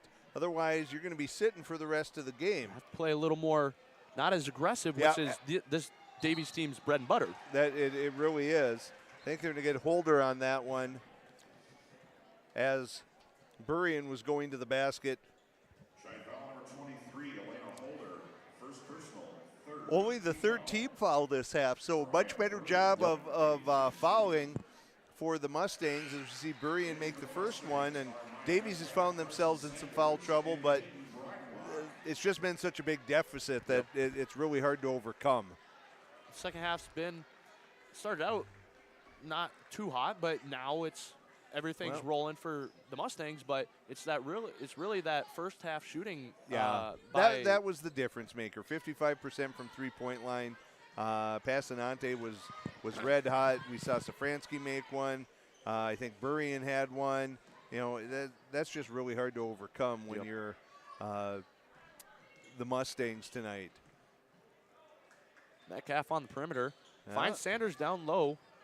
Sanders has been good underneath, but attacking Everson can't get it to foul.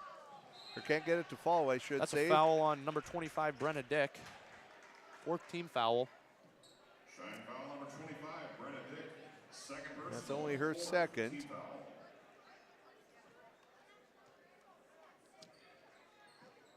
Again, Safransky bringing the ball up. This is off to Pasante.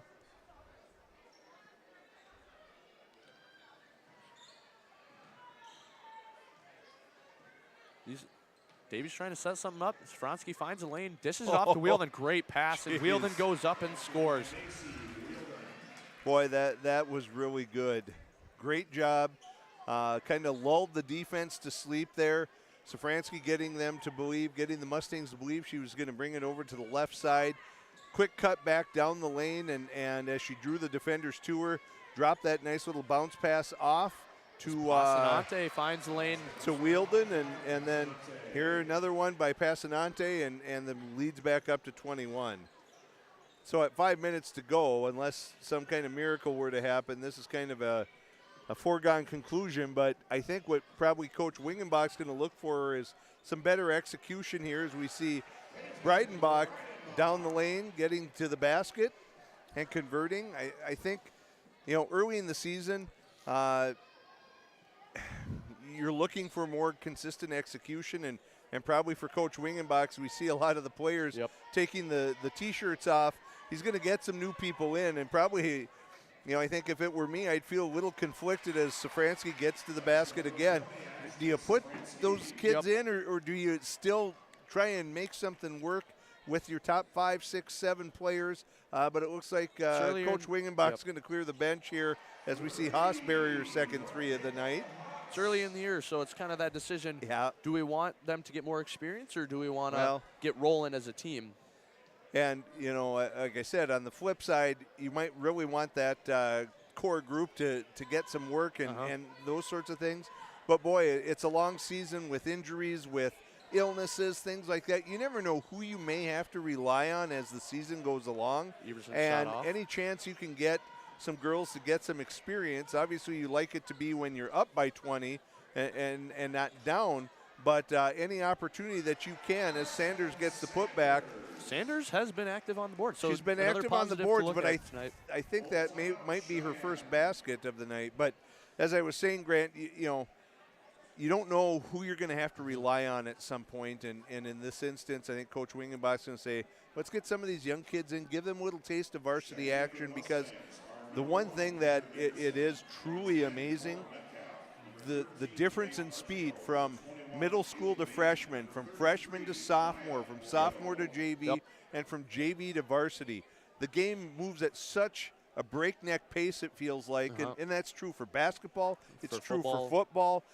It just goes so quickly that until you've been there, until you've experienced it, that makes it really hard to kind of comprehend. And so Coach Wingenbach opting to get some of these younger girls some opportunity tonight.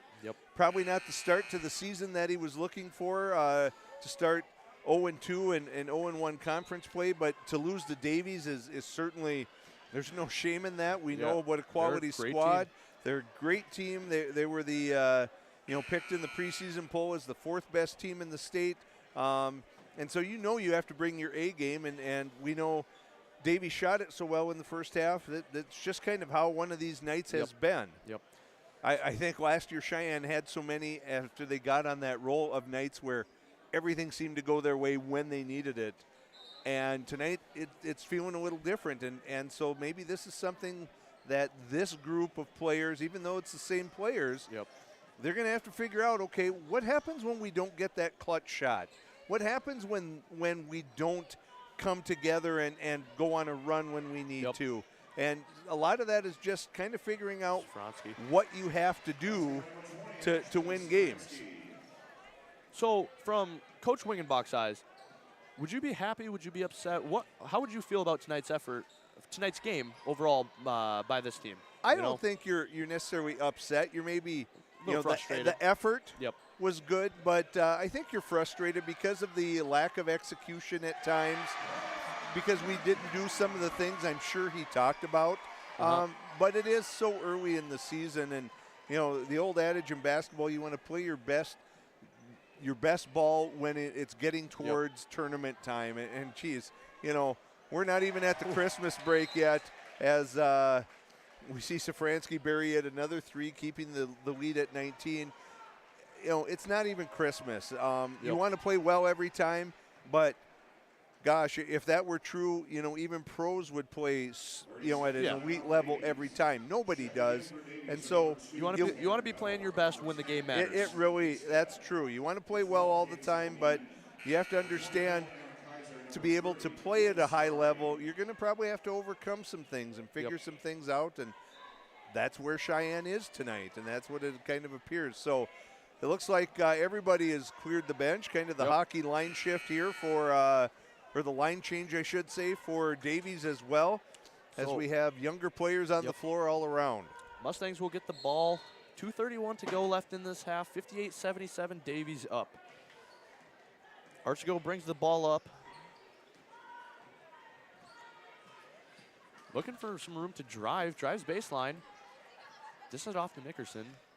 Blado, one member of the state champion volleyball team this year. Oh, you bet she was. She was really a key to that middle defense for Coach Newton's state champion volleyball team. And you know, this is our first broadcast since we did that that EDC first round game or match, I should say, where Cheyenne took on the Horace Hawks. And congratulations to Coach Newton. Just a fantastic job. Midnight Madness. I got to tell you, that night I was looking around on TV to see if I could find it because I had forgotten about it, and it was about 10 p.m. and I thought, well, hopefully I see the last few minutes. I had thought it was a rerun. And I thought so too. I thought, what is going on? And I saw Coach or Mr. Herman, the activities director here at Cheyenne, had just posted something that had been 6 minutes earlier, and indeed it was just about to start. So it was great to watch that. Fantastic job by that senior group. Just a dominant season. It really was. Greenwood on the wing, passes it up to Bain. And we should say, you know, the future is certainly bright for the Mustangs, even though they're a very senior-heavy squad this year. A lot of young players in Large this junior system. Class. Yep, big junior class as well. And so, you know, that's the hard part, is how do you get them into a lot of varsity experience when you have so many seniors and they kind of comprise the core of who you're playing. Yep. But, you know, both of these programs have some talented underclassmen as well. As we see right now for the Mustangs, 2 freshmen in. We got Metcalf. And Cora Metcalf. Yep, Cora Metcalf, younger sister of Maya. And Callan Fosher seeing some time tonight. Metcalf, 6'4". Yes, she is. And her sister, every time I see Maya, I remind her that indeed her sister is taller. She doesn't always like that so much. We had Maya the opportunity and the good fortune to have Maya play golf for us the past few years, and that was great to have her on the team.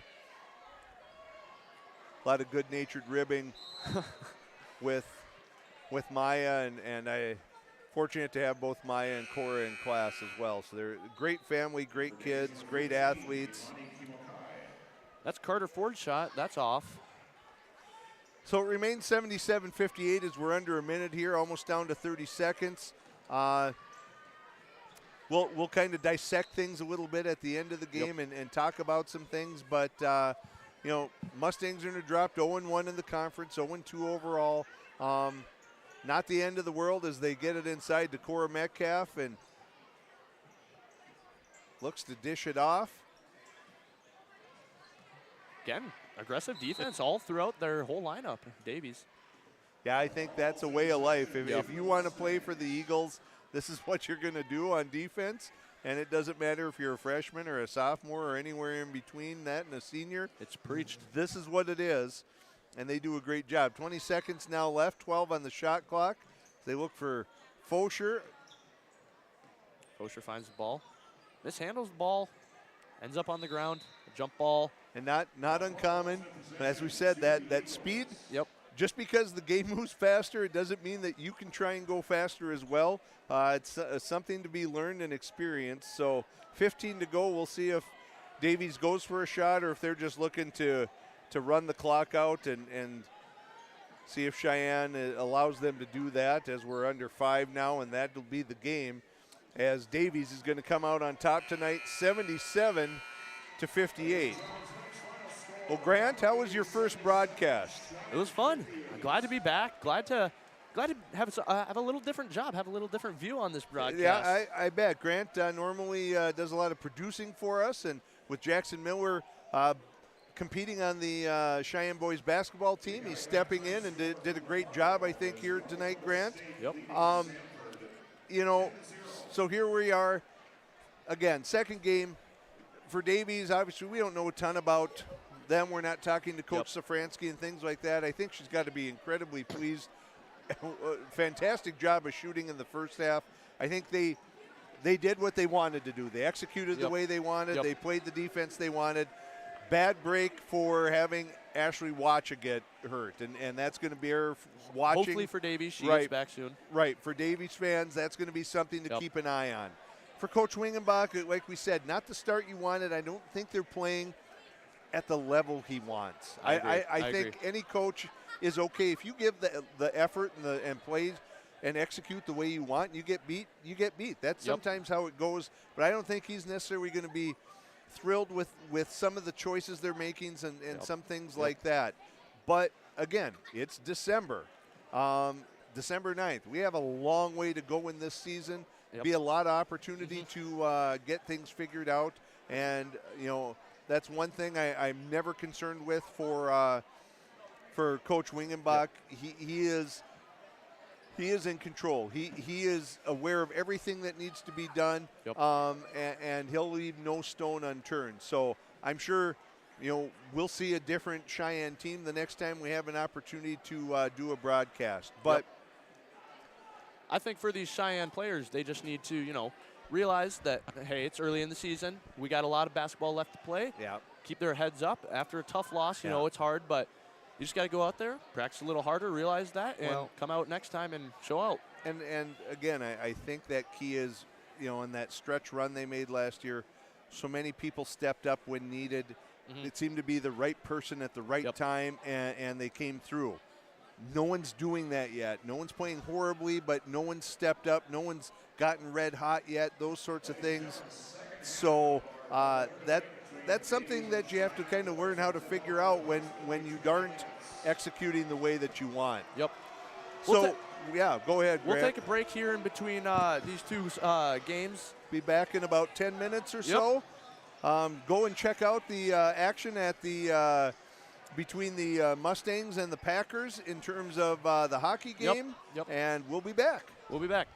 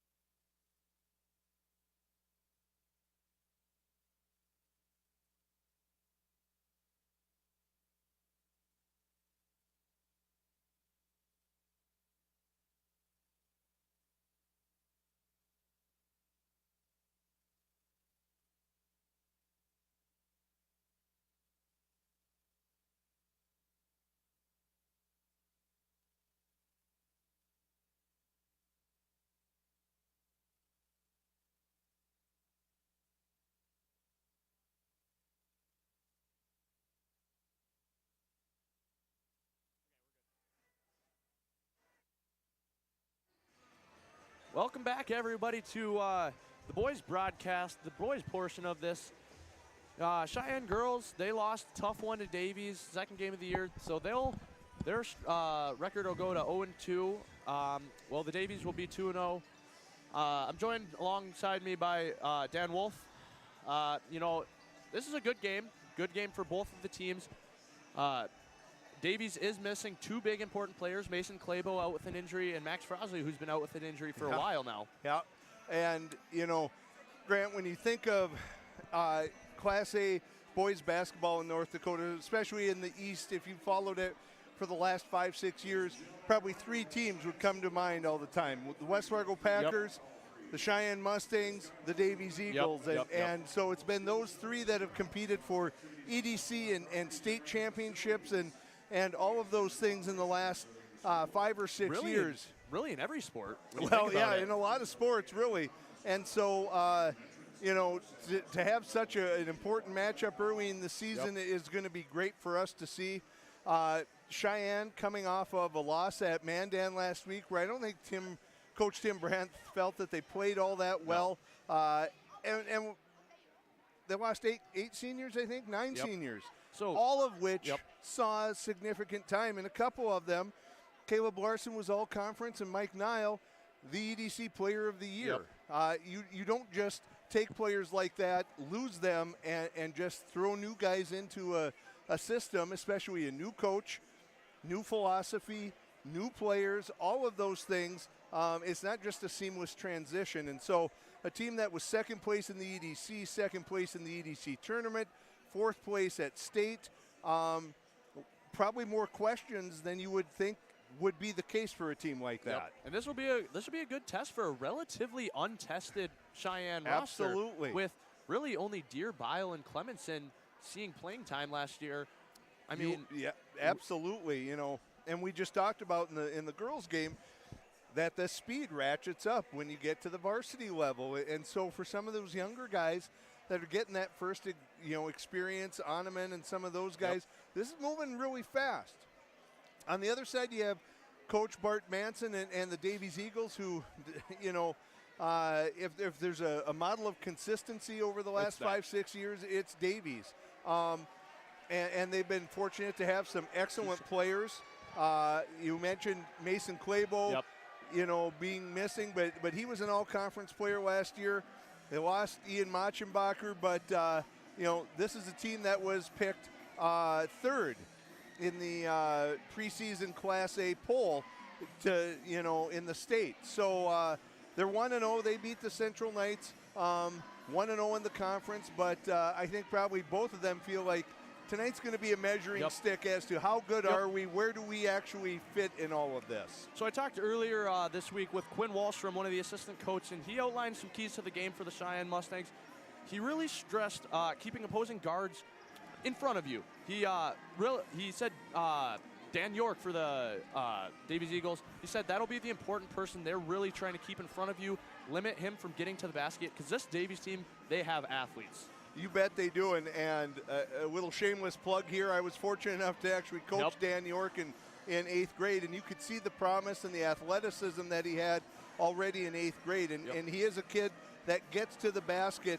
And I think for the Mustangs, you're going to say, you know what, if you're going to beat us with the outside shot. You're right. Don't let them get to the basket. When they're missing Mason Clabo,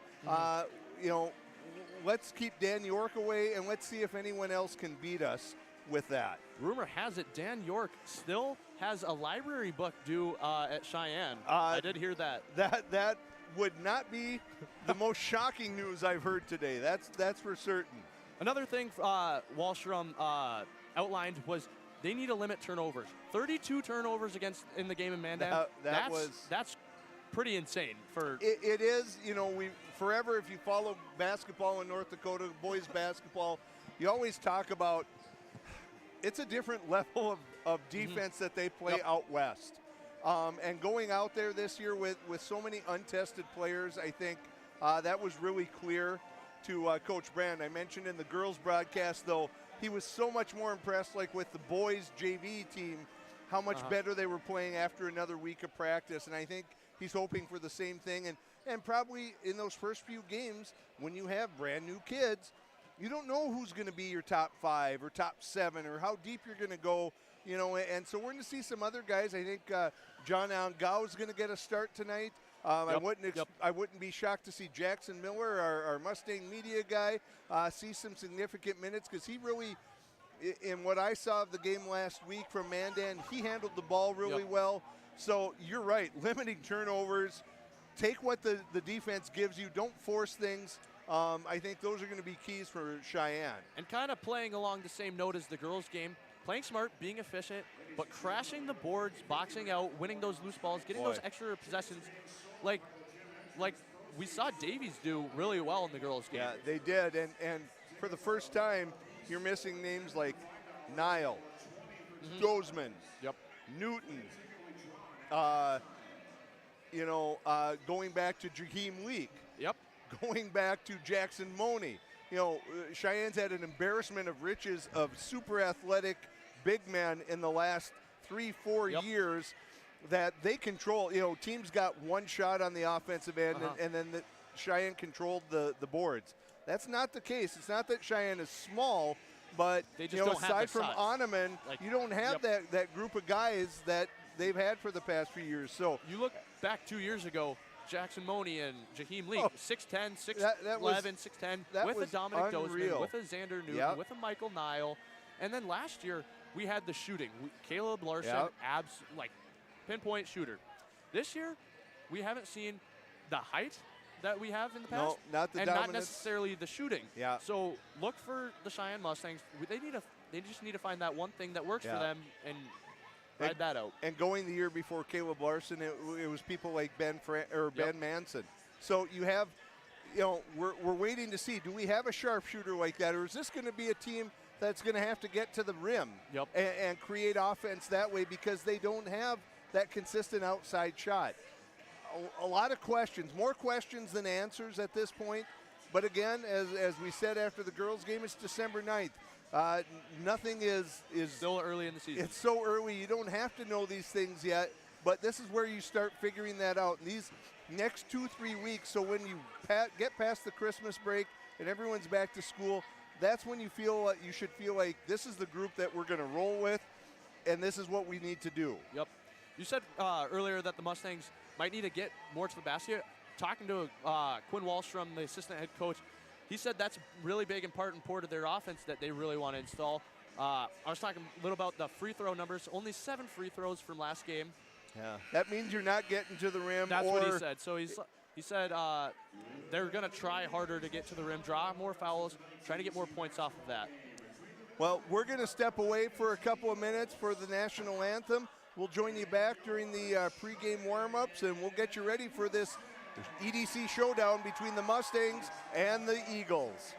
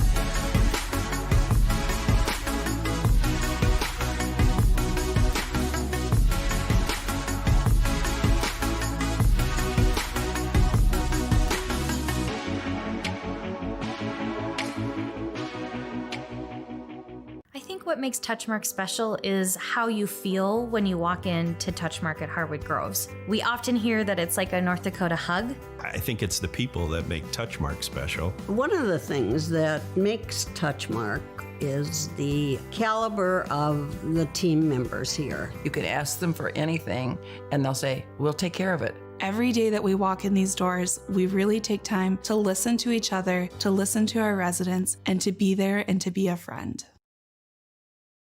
Our health. It's what keeps us doing what we love. It keeps our communities strong. So, how are you doing? There's no easier way to take care of yourself than checking in with us, your primary care team at Essentia Health. In person or online, we offer scheduling and appointment. Touchmark at Harwood Groves is located in South Fargo, North Dakota, on a 14-acre garden-like setting, and we have everything from cottages to apartments, a health club, activities. We tend to take groups of residents out downtown, which is just a very vibrant and growing community. The easiest way I can say it is we are going to treat our residents the way that we would treat our best friends. That's what it feels like. And that's what I love about my job. It feels like a family.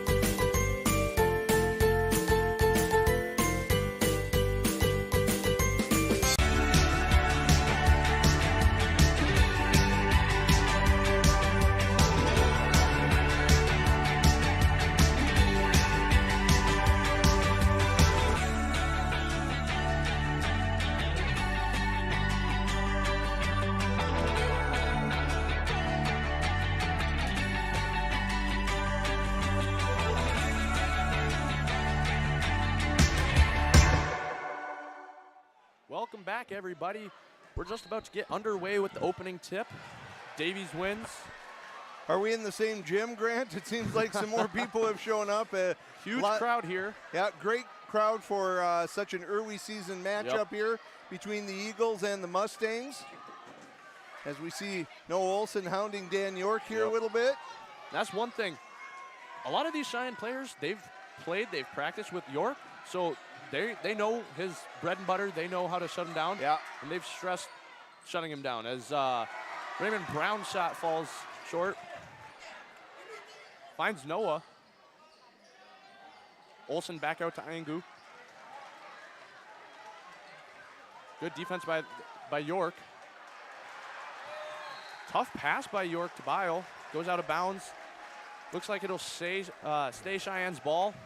Well, you got to believe that Bart Manson saw, they've looked at the tape against Mandan and saw what fits that in-your-face defense gave to the Mustangs. So, they're going to be in that same sort of situation as we see them knock it away and turn the Mustangs over here early in the game. York up top, gets a screen from Alpha. York drives, good defense, kicks it out. The three is short, rebounded by Tommy Oneman. Good control, good box out by Oneman there. Oneman led the Mustangs last week in rebounds. Deer from three, and it's good! 3 from Deer, and that'll start the scoring off for tonight's basketball game. York drives in, tries to answer, and stuffed by Tommy Oneman. Goes out of bounds, it'll stay Davies' ball. That one trapped against the backboard. I thought they were looking for maybe asking for a goaltending. Refs didn't see it that way. Oneman's looking good. He really, he must have had 7 or 8 blocks. Really has done a good job. 8 blocks in that game. Good Rebounded by Deer. The Mustangs, they look to be playing with a different intensity as Noah Olson shoots from 3, just missed. Tommy Oneman, he's playing with that chip on his shoulder. Just a sophomore, looks good. Raymond Brown drives, shots off, rebounded by Alpha. Alpha puts it back up, and he scores.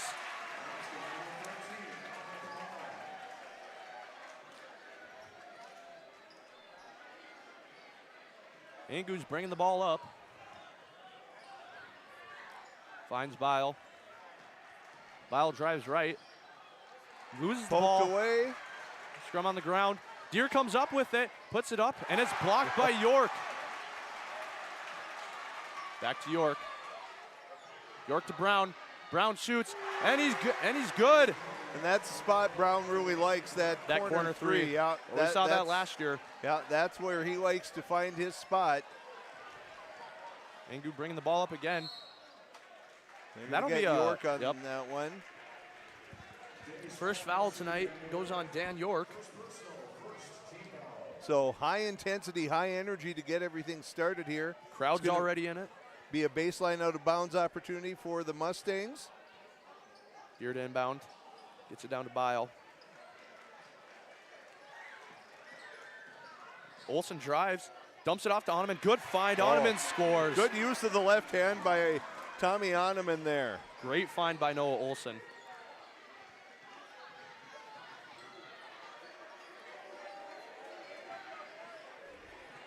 Bile, good job on Brown. Good help by Deere. Swinger shoots, and he's good. Yeah. So a couple early threes for both teams. Bile bringing the ball up. Guarded by Collies. For both teams playing really intense, high-tempo defense. Olsen gets the ball, drives, kicks out to Deere. Deere shoots. Just hard off the back iron. Kamara comes down with the rebound. It's been pretty much a one-and-done opportunity for Raymond Brown both from teams. three, and he's short, but he's fouled. He will go to the line to shoot get three. Bile there. They're going to say didn't allow him that space to come down, so that's going to be 3 shots for Raymond Brown. But both teams, it appears to be one opportunity on the offensive end. Either you're making it or it's going to be a defensive rebound for your opponent, and then they're going to look to push the ball up the floor. One thing this coaching staff has pushed for the Mustangs this week, really playing with intensity and just wanting it more than the other team. Yeah. I know Brandt and Wallstrom, they weren't pleased with their performance last week against Mandan. That was, it was tied at half or close at half, and then that second half really just slipped away from them. And so, lots of times in games like this, Grant, you might say the first team to 60 is going to be the team that wins it, the team that can keep that intensity up long enough to maybe crack that 60 mark is probably going to have the best chance to win. And so, as you mentioned, Coach Wallstrom, Coach Brandt, that's what they're hoping for here. Brown was 2 of 3 from the line. Oh, good find by Oneman. And Deere scores. Great cut by Deere. Oneman saw him as he was making that cut. So Oneman, only a sophomore, has been a big part of this offense so far. Good defense by Noah on York so far. York drives, kicks out to Buswinger. Buswinger shoots and scores. Second 3 of the game. And that's the thing. You can keep York in front of you, but he draws so much attention, and that leaves people open. And that's twice now we've seen him with that kick out to the corner, once to Brown, once to Buswinger, and they've been able to convert both times. They're going to get Angao with a travel there. Kind of the same thing in the girls' game earlier with Safronski and Wielden, that pick and roll, and then she'd kick it out, or she'd just dump it off to Wielden, or she'll go take it herself. So kind of a two-headed monster there. So a little more full pressure look as York gets to the basket and finishes there. And that's the thing that he's good at, is he gives that little pump fake and gets guys airborne, and then you're looking to avoid the contact and makes it much easier for him to finish there. I think once he gets to the basket, you just can't bite on the pump fake, because either he's going to shoot it in the air, or if he hits the ground, it's going to be a pump fake every time. Davies playing good defense. Noah Olsen drives in, finishes with the right hand, but can't convert. Rebound by Swinger. I don't know if that was affected by someone or he just left it short there. Good find for pass Brown. To Brown. Yeah. Brown's just a little short. Good rebound by Oneman. Oneman doing a good job of controlling the boards thus far for the Mustangs, as we're going to see Deere bring the ball up the floor. Clemenson waiting on the sideline to get in the game. I was talking with Oneman earlier today about his height. 6'8", sophomore. He's only 15. Yeah. Plenty of time to grow. Well, and he's grown so quickly. I know when he was, in middle school, I think he grew so fast that it left him susceptible to some growth injuries because of how quickly he grew. Yep, I remember. But boy, you see those feet and you go, he might have another 3 or 4 inches to go if he's going to grow into those feet. I remember freshman year, he did have some surgeries on his knees, so. Yeah. So Davies still with the lead, 16-9. Cheyenne instituting press they learned from, they had a coach come in and teach, forget his name, but. Oh, that's one. Great job by Oneman. Great defense.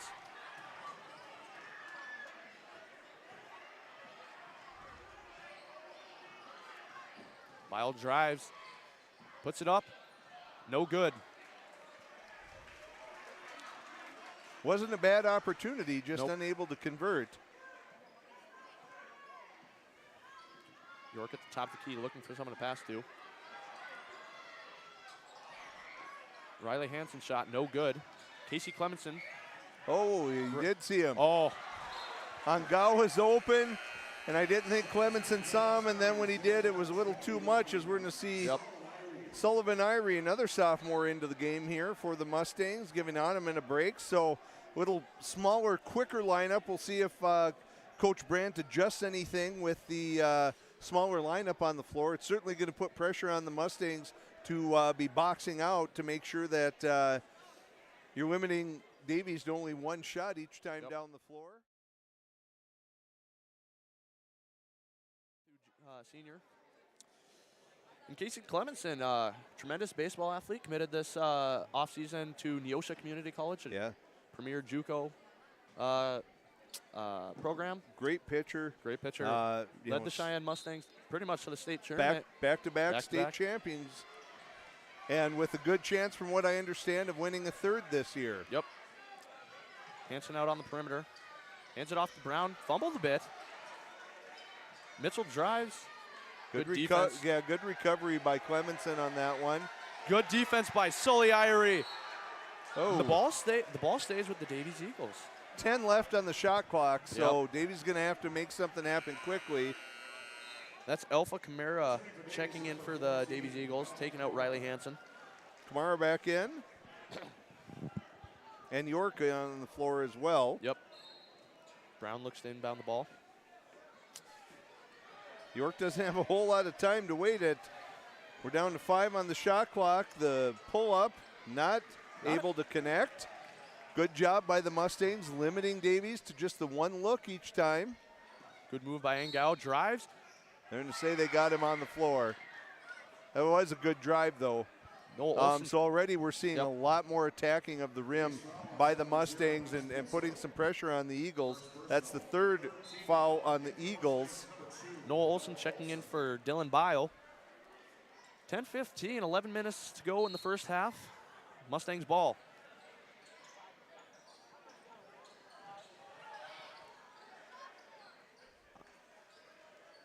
Noah Olson gets the inbound, brings it up. Angu trying to work on Mitchell. Step back 3, and that's short. Rebound, Dan York. Crosses over. Looks to drive. Great defense by Sully Irie. I'll take a foul on that. Yeah, he was going to get to the rim and finish on that. See if you can force him to make a couple of free throws. Yep.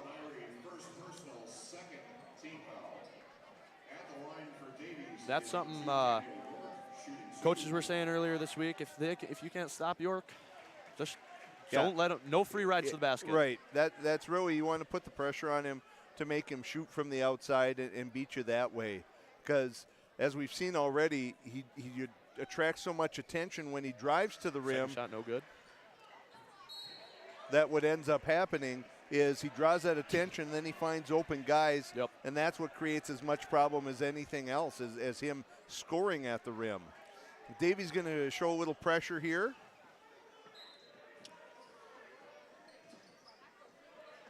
Deer to Angu. Doubled.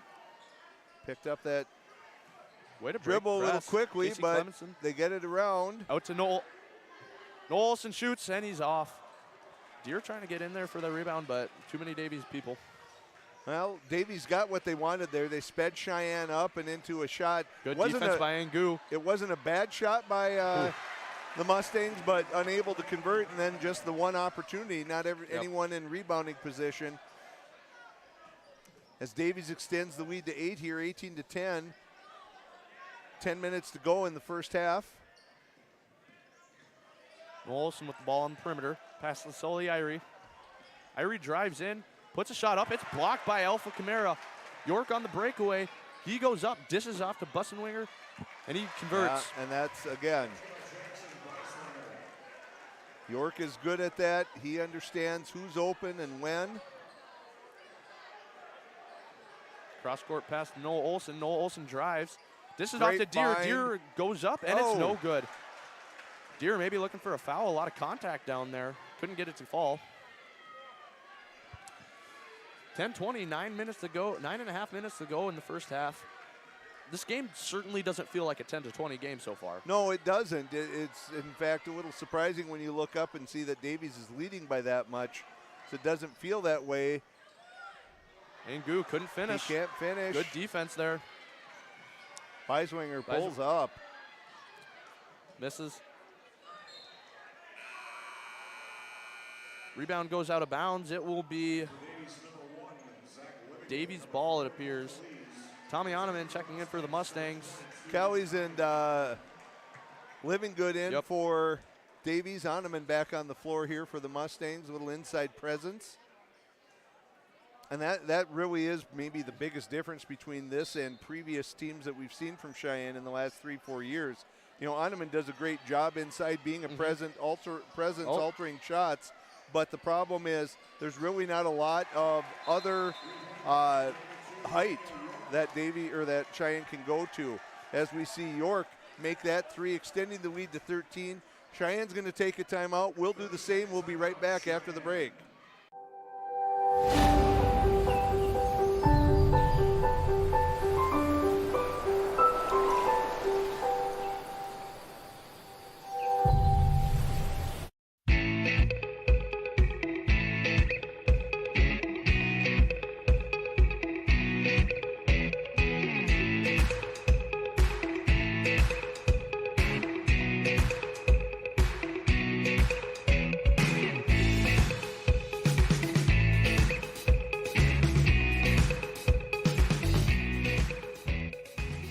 We're back, 10-23. Davies leads, 8:53 left in the half. Cheyenne's ball. Davies with that press. Causing trouble. Disrupting the rhythm that Cheyenne wants to develop. Casey Clemenson on the outside, dishes off to Noah Olsen. Noah Olsen drives, puts one up. It's no good. Good move there, just couldn't get fall. They shot well to start the game, but they've had 4 or 5 shots now in a row from inside of 5 feet that they've not been able to convert on. Kamara drives. Tommy Oneman, good defense, rebounded by Noah Olsen. Good contest there by Oneman. He is a difference maker when he's on the floor. He really is. For the defense, you know, for this just is how disrupting. pump fake drives, puts it up, and Good it falls. Score update from the hockey game. Cheyenne and West Fargo are tied at the end of the first period. And an update from the Fargo Dome. NDSU leads Samford 17-0, and they are 3rd and goal here on a timeout, looking to extend their lead. Good move. See, that's Up that. and under misses, but that's a good move. Yeah, that's what we need. That's what he does. He gets down there and he goads people into believing he's great with that pump fake, and people believe that he's going up, and he gets people airborne. Yep. Cross-court pass, finds Oneman under the basket, puts it up, no good. Gets the rebound, and he's fouled. He'll go to the line to shoot 2. Sure, Oneman upset with himself that he didn't finish that one, but he is able to draw the foul on Kamara. That's the 4th team foul for Davies. As Oneman goes to the line to shoot 2, looking to dig into that Davies lead. 7:25 to go here in the first half. Oneman's first shot, no good off back iron. Bio and Deere for Clemenson and Angao. Brown checking in for Living Good.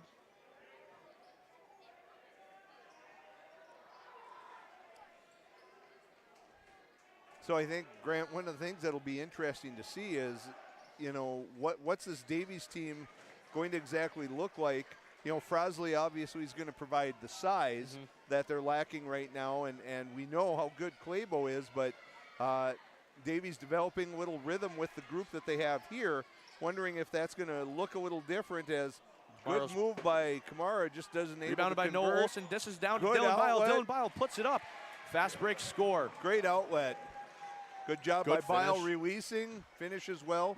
But, you know, you wonder what the team will look like when Claybo returns. Is York still going to be the facilitator? Because that was Claybo's job last year. Colley's shot off back iron, rebounded by Tommy Oneman. Fast tempo right now. Yeah, very both fast teams. tempo.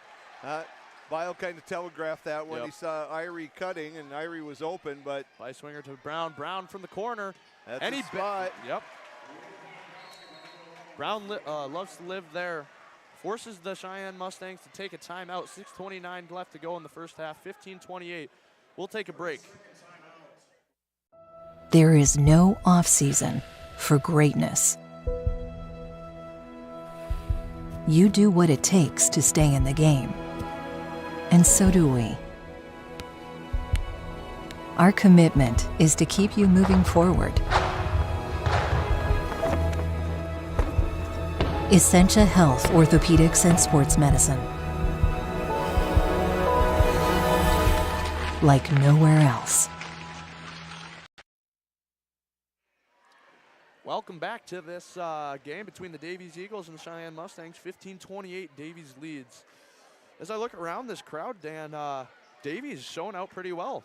Yeah, their student section easily a 2 or 3 to 1 margin over the Mustangs. But as we were talking about, with Cheyenne also having the big hockey game against the Packers going on tonight. There's the band and choir concerts going on. Yep. So lots of events here. Plus the NDSU game. And the NDSU game, so maybe that impacting attendance a little bit tonight. Yep.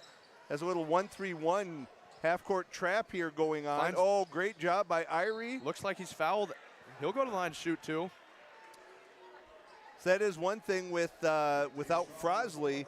When you have these really quick, smaller players, you can try some things like this, like Manson did here with the 1-3-1 half-court trap. Just, you know, there's no substitute for putting pressure on kids. Yep. It causes kids to have to react so quickly, and they get going so fast, and they make poor decisions lots of times. And it's rare to find players that can see the floor consistently even when they're under pressure. Rebound there by Caleb. By Deere. Yeah, Caleb Deere. Sully shot off. Another rebound. Noah Olson shot. And that's good. Noah Olson from 3 cuts the lead down to 10. And Cheyenne showing a little of their own version, a little half-court trap here. Good defense there by Oneman. Noah Olson on the board.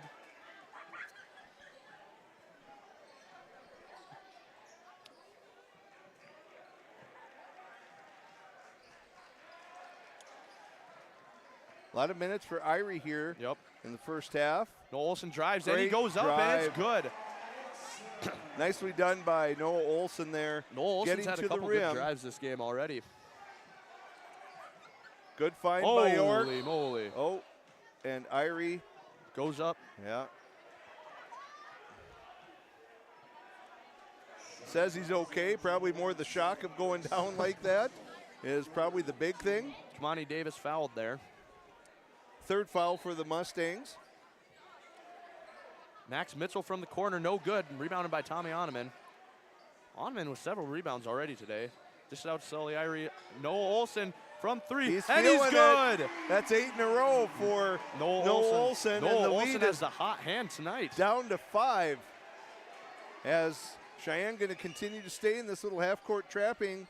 By swingers, 3's off. Rebounded by Mitchell. Ball's fumbled around. I think they're going to say it went off Beiswinger's leg. Yep. Cheyenne retains possession. We'll see if Davies going to look for some full court pressure or back up to a half court look. Angao in for Sully Irie. Little update from our strength and conditioning coach, Coach Swedberg. Bison up 23-0.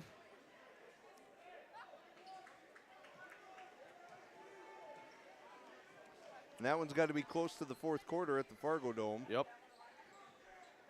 York, quick hands with the Gets steal. a turnover. Brown. Monty Davis Oh, looks and there- dunk, but there's a travel before. There's a foul, yeah, or a travel.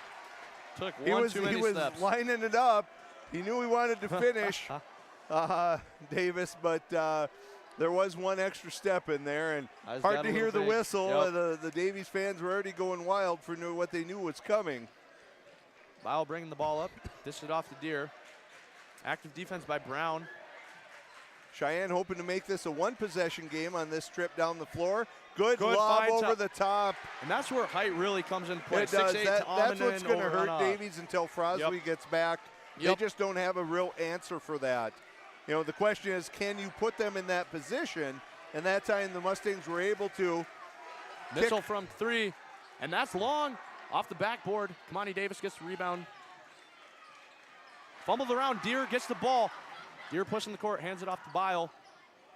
Bile around the perimeter, dishes off to Noah Olson. Noah Olson from 3, he has the hot hand, and he misses. Rebound, Kamani Davis.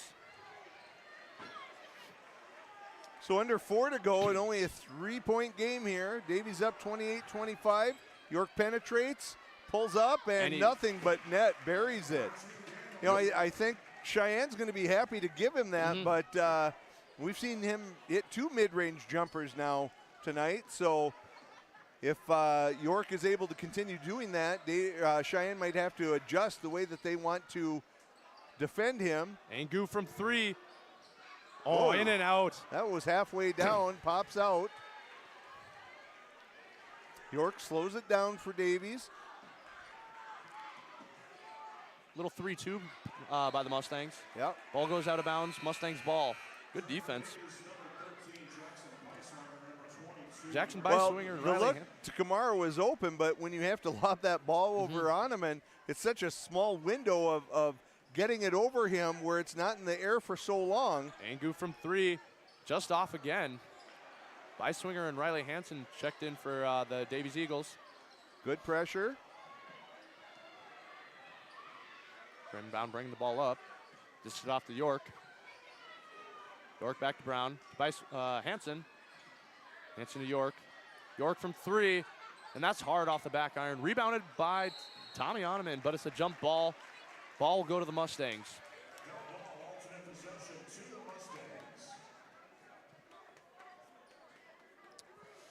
So 25-30, 2:41 left to go in the first half. You know, if you're the Mustangs, you're happy about your performance already. I think the things that we talked about in the pregame have been definitely coming true. That one. We see the speed from York. Yep. Wow. Great finish he turns at the on basket. the Jets. He baited it on Gao into that one. Yep. Made it look like that pass was going to be there, and it wasn't.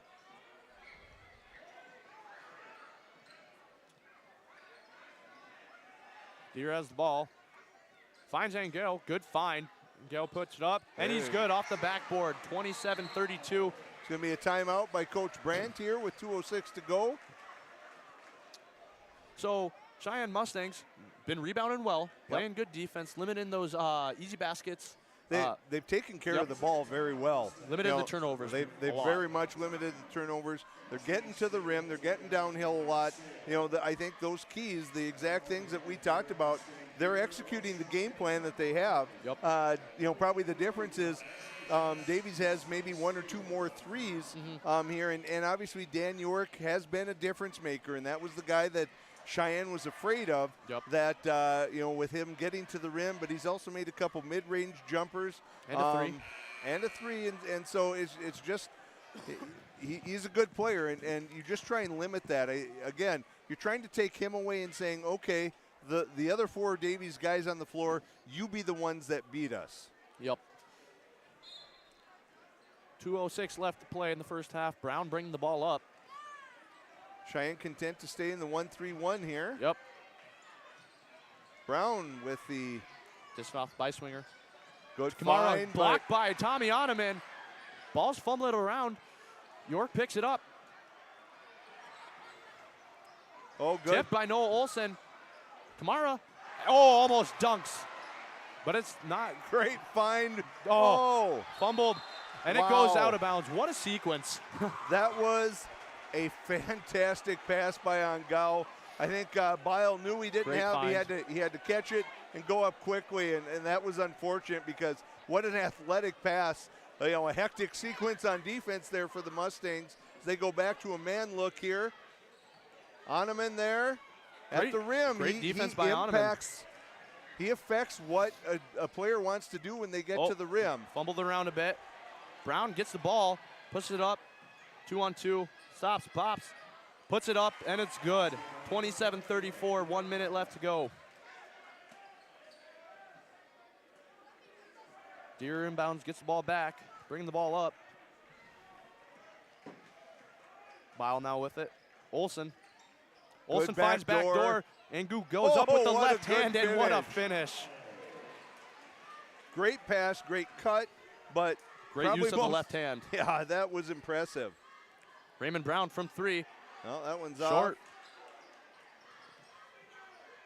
Offensive rebound. You know, I think what Oneman does, drives. What Oneman does really well is finish. He doesn't leave his feet.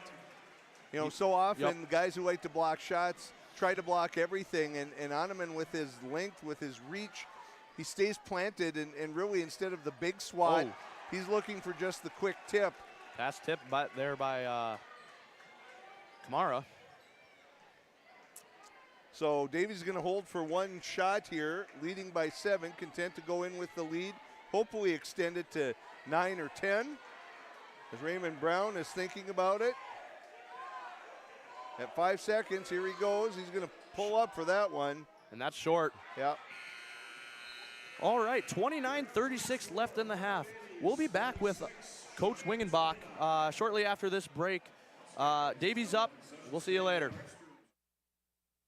Here, when your future lies ahead, we help set you on the right course. When your whole world is about to change, we help you prepare for your new life. When staying healthy means staying informed, we help you find answers. This is perseverance, understanding, connection. These are remarkable people doing remarkable things together.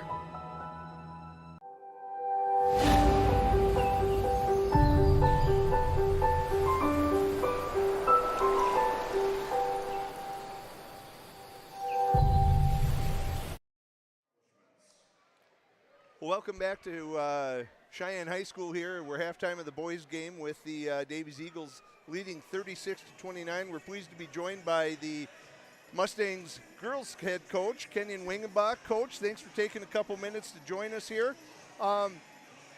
First game tonight probably didn't go exactly the way you were hoping, but give us a little breakdown of some of the things that you thought the team did well, or maybe things that you wish that you would have, executed a little better.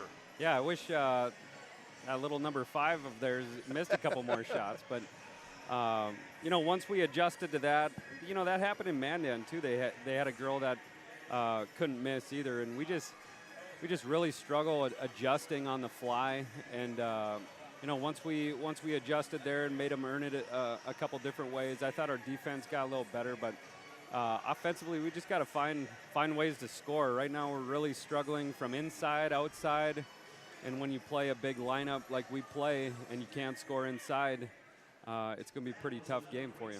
Well, that was the one thing. First of all, Passanante, the good news for you is she's only a freshman. Oh, that's good. So you have all those years to look forward to. But, that was something we commented about on the broadcast. You really struggled shooting the ball, especially for a stretch in the second half. I thought some of the things that worked well for you was when Brenna Dick, Peyton Breidenbach got downhill and got to the rim. Really some good things started to happen at that point. But, there wasn't the type of inside presence that maybe I would have expected to see based on the size advantage that you guys appeared to have on paper. Yeah, and it was the same story in Mandan as well. They actually guarded our post with their point guard who was about 5'3", and we just really struggled scoring inside. And so we got to figure out a way to get the ball in the basket, and it's not all on the post. It's a little bit of everything. Absolutely. But like you said, I think we found something with maybe Brenna and Peyton as our point guards, and we got to find I think Caitlin hit a couple shots. She struggled a lot in Mandan, so we'll be okay. That's the one thing that I thought this team could really do is shoot, and we just haven't seen it for 2 games, but it'll come around, and we just got to keep doing the little things. Absolutely. You know, one of the things I talked about was, you know, that incredible run you guys went on last year, reeling off all of those wins. It seemed like whatever night, when someone needed to step up, when someone needed to make a big shot, when you guys needed a run, it always happened. And, you know, this year it hasn't happened. And just like you have to find the confidence to do that, sometimes when it works against you, do you also have to kind of find a way to work your way out of that mess, to kind of almost manufacture and make it happen? Yeah, and I think I called a lot more set plays tonight than I've ever called, just to try to get a spark. And that's what happens when you struggle. And then when the sparks don't work, then it's kind of deflating. And we didn't really rebound very well, especially that first half. So it was just one shot. And so I thought the second half, the energy was a little better. But by that time, you're down too much, and it's hard to make a run. It really, if you don't cut it to, you know, single digits or around 10 in those first 4 or 5 minutes, you know that the odds are really stacked against you. As we were thinking about that, you know, so early in the season, obviously it's December 9th. I mean, this is a big game, and there's certainly no shame in losing to a team like Davies. You know, are you still kind of trying to work on how deep you want to go with the bench, how many players you want to play, what kind of combinations? Is that still a work in progress so early in the season? You know, not as much as it was last year, because we have those 7 returning, the 6 seniors in Brenna. And so once you have that 7, I thought Hannah's played pretty well. Hannah Herford the first 2 games, and that's 8. Like that's what I like, that number 8. Okay. But there are some kids like Cora Metcalf, for example, and you know, when you have a 6'3", 6'4" kid on the bench. But I mean, at the same time, we're also playing, you know, 3 posts the way it is in the rotation, and we can't score. So do you replace one of those with another post? And at the end, second half, middle of the second half, I went a little smaller and just see, you know, you know, when you're just trying to play with things and figure out what you have, and if you find something early, these are the games to do it. But we said that right away earlier this week when we were prepping for Davies. It's a work in progress. It's great to play these guys early to see where you're at. We saw where we're at and what we need to work on. And now we have 3 months to figure it out. And you always want to play your best ball at the end of the season. So, you know, it's early. Just kind of a personal philosophy question. You know, I know as the game was those last 4 or 5 minutes and the outcome. Like to keep these 6'8" girls on the floor to really hammer some things out. But at the same time, you know, that the speed of the game from freshman to sophomore to JV to varsity, how it ramps up, and you never know with injuries, with illness, who you might have to rely on later down the road. So do you kind of sit and think, man, I really like one group in, but I really should put this group in as well? Yeah, that's exactly right. We have a couple kids that are under the weather a little bit, so I knew you know, I didn't want to teach them a lesson. You know, that's a veteran group. They get it. They're disappointed just like the coaching staff. Sure. So we're not going to take it out of them. There's also something I found, and you'll like this. I found this summer. It's a formula for how long your lead is safe, and we have that all the way up to like 30 points. So when I checked that, we were like 30 seconds under the mark, and so their lead was safe with 5 minutes. And that kind of like frees up a coach, because you always think you can get in it, but really, in actuality, you probably should empty the bench and get those kids some minutes. And I'm just so bad at that, so I made a formula out of it. Good. And so we got Cora her first basket. Callan got in the mix, so our 2 freshmen, and then some other kids on the floor that weren't at the varsity JV. And I thought they played really hard, and they had to play against their starters, and it was good for them, and we need them to get better because our practices right now are really lopsided. and they'll get better. They just don't know any better, and so I think you're seeing that a little bit with our team. Our varsity has a little easier time in practice, and then we've played some very athletic teams, and it looks like we can't, move anymore. And so it's we got to give those younger kids some life. I thought they gave us some good minutes in the JV, and it's a program builder. We just got to keep building this thing. The C's doing a great job in the other gym right now, and our freshmen are 3-0, and we got 34 kids, 9 through 12. And some 8th graders and 7th graders coming up. We're trying to build this thing the right way for the long haul, and we'll figure it out. We'll be okay. Well, tell us a little bit about the pink out tonight. You had to be happy and grateful that the crowd was able to raise over $700. Tell us about the importance of that. We shared with the audience the unfortunate diagnosis that your mom had of breast cancer.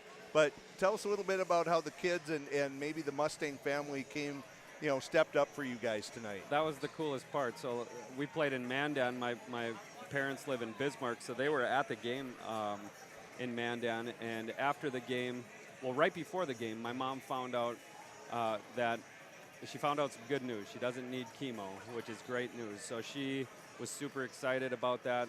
And so after the game, I actually brought her in the locker room and introduced her to this group. And she was just super grateful, and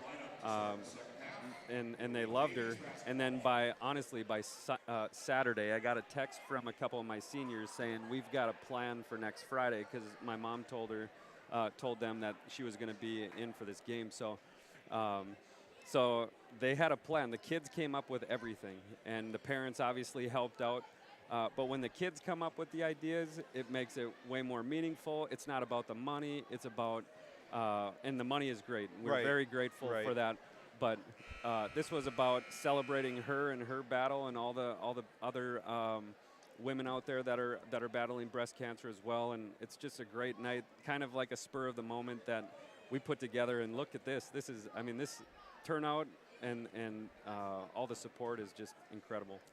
Well, Coach, thanks for joining us, taking a few minutes. I know the game didn't go the way you wanted. We did go ahead and give a shout out for your mini Mustangs camp that you have coming up on January 2nd. Reminder, if you have a girl in kindergarten through 5th grade, it's happening January 2nd from 1 to 2 here at the Cheyenne Mustang Gym, only $15, and I'm sure you'd love to see the young kids out. Yeah, they're going to meet the girls. They're going to play with the girls like they did this summer, and then that next game they're going to perform at halftime with some of our younger kids. So it's going to be an awesome event, and then they get in free. They get in free for the rest of the year for every home game. So it's a great opportunity to just meet some older kids that they look up to, and one day we'll see them in Mustang gear, hopefully. Well, awesome. Coach, good luck on the rest of the season. We're not concerned that you're not going to figure things out, but it's, I guess, the old adage, you go back to work and take it one day, one practice, one game at a time, and see what you can do the rest of the season. Yeah, we're not going to hang our heads by any means, so I appreciate that. All right. Thanks for joining us. That was Kenyon Wingenbach, the varsity coach for the Cheyenne Mustang girls basketball team. Suffered a tough loss tonight, but some great things came out of the game tonight in terms of the money raised for Kenyon's mom and for her breast cancer diagnosis. So that was great to see as we've joined action here in the second half as the lead has been trimmed now to 4 points Great here by the couple of plays Mustangs. by John Angu. Yeah. York drives, but Tommy Oneman down there causing havoc. Yeah, he is. That is the one thing when you get in the air, and then if there is a ball missed, you're not really in position for the rebound.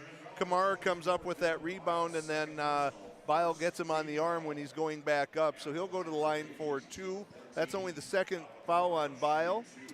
Score update from the ice rink. West Fargo and Cheyenne are tied 1-1 in the second period. Don't know who scored the goals, but.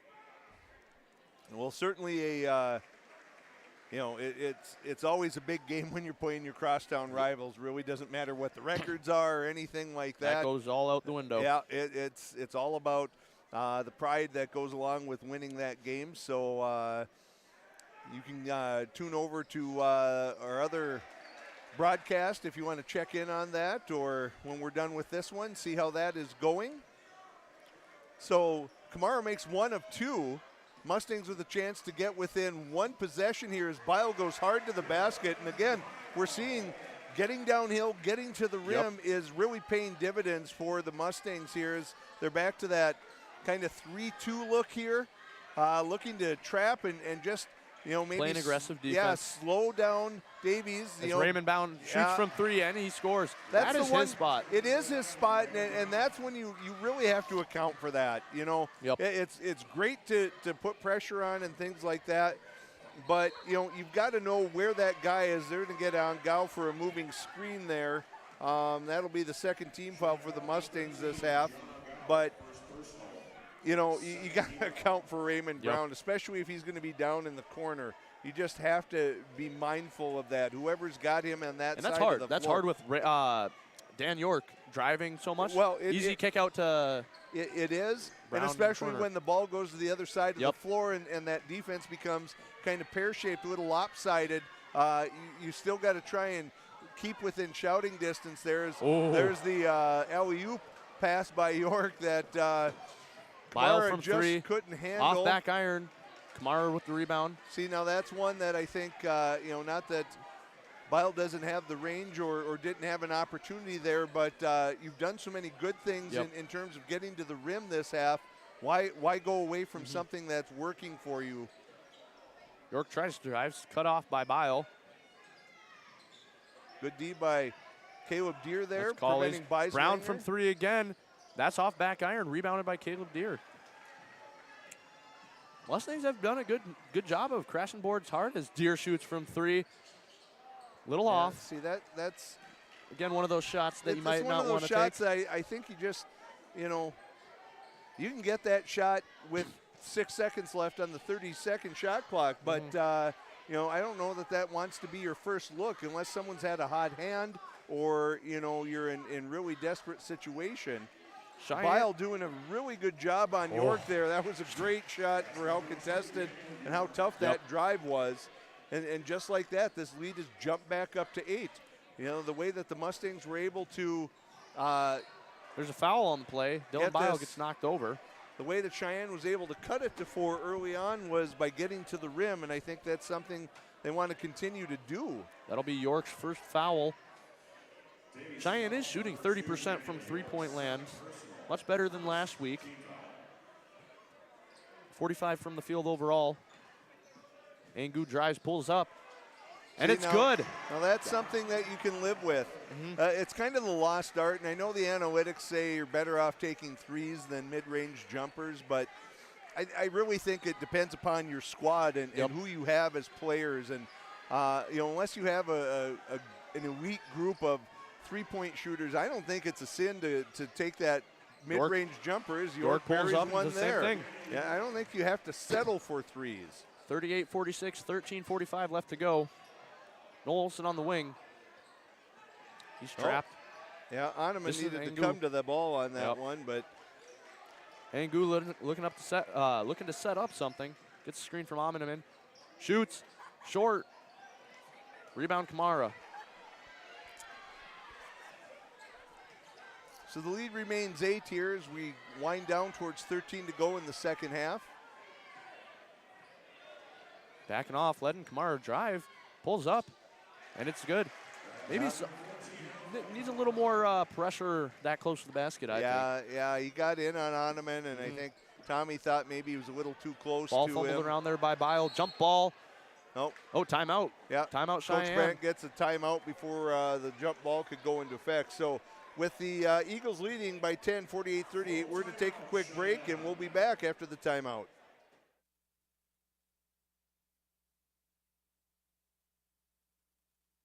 I think what makes Touchmark special is how you feel when you walk into Touchmark at Harwood Groves. We often hear that it's like a North Dakota hug. I think it's the people that make Touchmark special. One of the things that makes Touchmark is the caliber of the team members here. You could ask them for anything, and they'll say, we'll take care of it. Every day that we walk in these doors, we really take time to listen to each other, to listen to our residents, and to be there and to be a friend.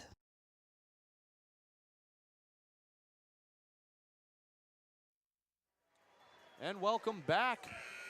12:59 to go, 38-48, as we saw a wonderful presentation by our cheerleaders. They had a big tournament down in cheer tournament down in Minneapolis. They came away with some hardware.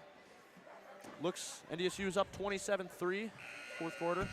Under 5 to play in that one, so barring a miracle comeback by Samford, it looks like the Bison will be moving on to the semifinals excuse me, of the FCS playoffs.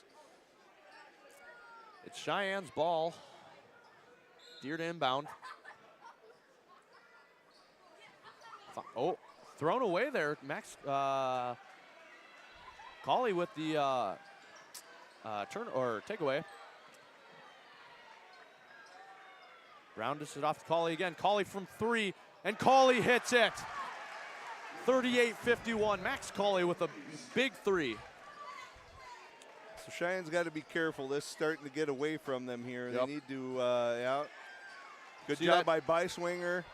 That turnover again, up to Colley. Colley slams it down from the top row. Kamara there with the slam. Oh, yes, Kamara, my bad.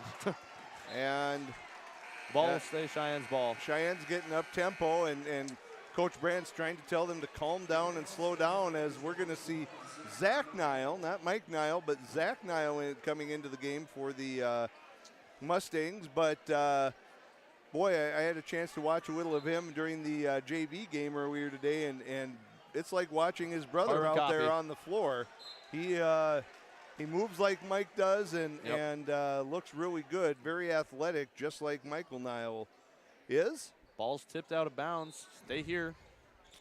Maybe this is something that happened last week around the second half. You know, they're starting to almost panic and kind of force things. Yeah.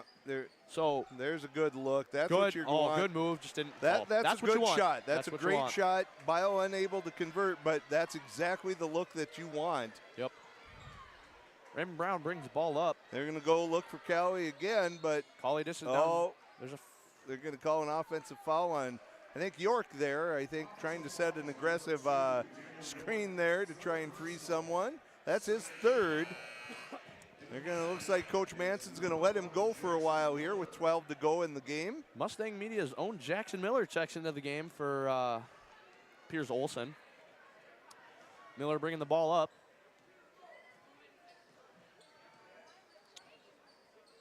Passing Angu on the wing. Wingu finds Deer. Deer Great converts. Move Great move with the left hand. Great move by Deer. That's what you're going to have to do. Continue to pound the ball inside and just kind of chip away at this. It's not probably going to happen with three-pointers, as Nile kicks it out to Colley. Colley shoots. Wide open 3, and he nails it. That's 2 in a row now for him. Or two of 3, I guess, that he's been able to convert. Wide open attempts the last 2. Nile drives, goes up, and he's fouled. He'll go to the line to shoot 2. Only difference, his brother would have finished at the rim with the left hand. Beyond that, it looked very similar, as I think they're going to say that one was on the floor. Yeah, they're going to say that was on the floor on the way to the basket. Kamara gets that one. That'll be his second foul. That's only the third on the Eagles this half. Deer. Nile from 3, just short. Raymond Brown with the rebound.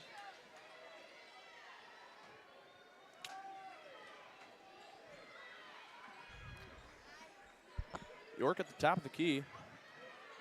Dribbles over. Finds Beiswinger down low. Off to Raymond Brown. Raymond Brown shoots. All air on that one. Nile with the rebound. Push to the floor. Finds Jackson Miller at the top of the key. Cheyenne looking to set up an offense here. Angu from deep. Just hard off back iron. Another 3. Again, hard off back iron. Not the shot you necessarily want in this situation. York pushes the court, drives in, kicks out to Colley. Colley from 3 again, and he's good. Max Colley, 3 threes in a row. That's something you need to stop. Yeah. Nile with the drive again. Goes up with the left hand this time. Yep. but he's going to go to the line on that one. Cheyenne is doing a better job this week of attacking the basket, drawing the fouls. Yep, that they have. But those 3 threes by Coley here in the second half have really hurt them. You know, I think it was 38-34 they had gotten it to, and you know, Davies on a 21-7 run here, and in the second half, those are the types of runs that are really hard to come back from. As Niall makes both, cuts it to 17, but see a press here from Cheyenne. Cheyenne's going to need to go on a little bit of a run here if they're going to have a chance to get back in this. Brown bringing up the ball up the side, drives, Euro step, tough finish, but he's fouled. He'll go to the line to shoot 2. Fouls on Pierce Caleb Deere. Giant fouls on number 3, Caleb Deere. First personal, 3rd team foul. 10:04 left to go in the second half, 42-49 as Raymond Brown shoots 2. First one's good.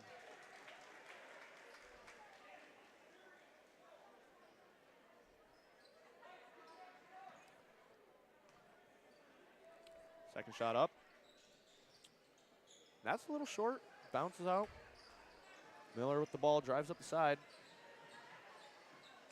This is off to Angu. Angu looks playing aggressive defense there. Finish, and one at the basket. Angu goes to the line to shoot. What a finish, falling back, that's hard. That really is. Good concentration, even after the contact. John able to finish on that one. Get an and one opportunity here. And that's one of the benefits Coach Wallstrom stressed about driving the basket, get a foul, potentially an and one. Big mood change there. Absolutely. Raymond Brown drives, fouled before the shot.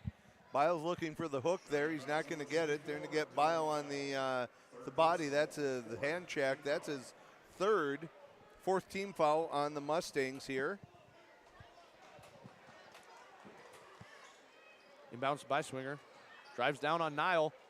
He puts that up short. Deere with the rebound. Great defense by Niall. He was kind of on the island by himself. It was either going to be him stopping him or Niall drives in. He's fouled. It's like a foul on number 4. That's Callie's. 6th team foul. Riley Hansen checking into the game for Camara.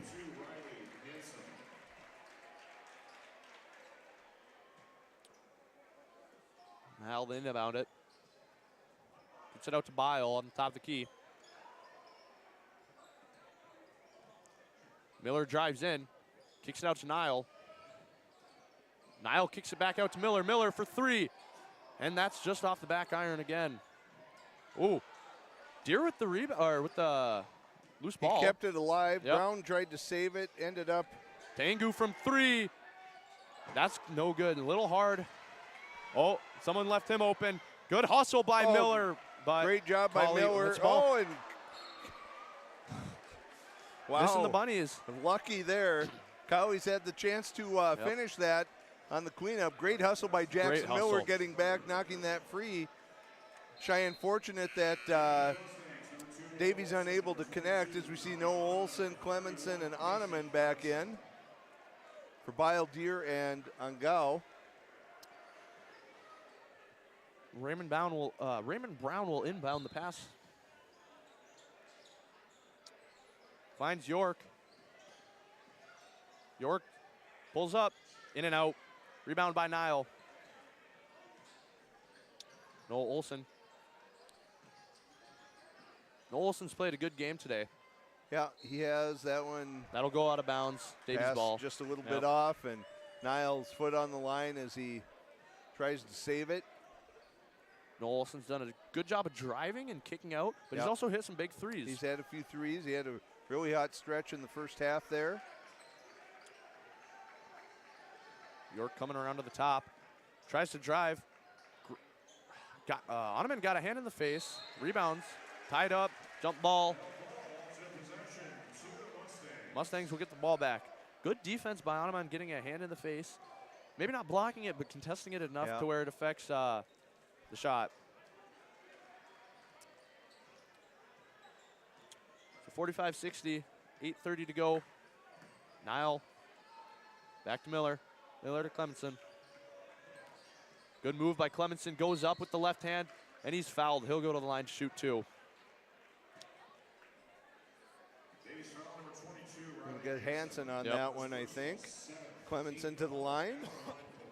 That puts Cheyenne in the bonus the rest of the way. This will be a 2-shot foul, but that is the 7th on Davies. That's something worth keeping an eye on, that the Mustangs will go to the line on every Davies foul the rest of the way. First shot's a little strong from Clemenson. That's Max Mitchell checking in for Cole Collies. So here the Davies student section. Second shot, short. Rebound by York. Up to Mixel. Mitchell, York. York trying to find something. This is off to Hansen. Hansen off to Brown. Brown drives, good move. Lays it up, great finish by Raymond Brown. Timeout, Davies. 7:56, 45-62. Davies is up, we'll take a break. Touchmark is a place where you can really be yourself. It's a complete family atmosphere, from the residents to the team members to the community. There is just such a homey feeling here. The energy and the positivity, I think, is what's really important. You come in, you feel like you're part of a family. You're building a relationship. You're building friendships. We feel very blessed to be here at Touchmark. It's incredibly important to create that family atmosphere, which is what Touchmark really values.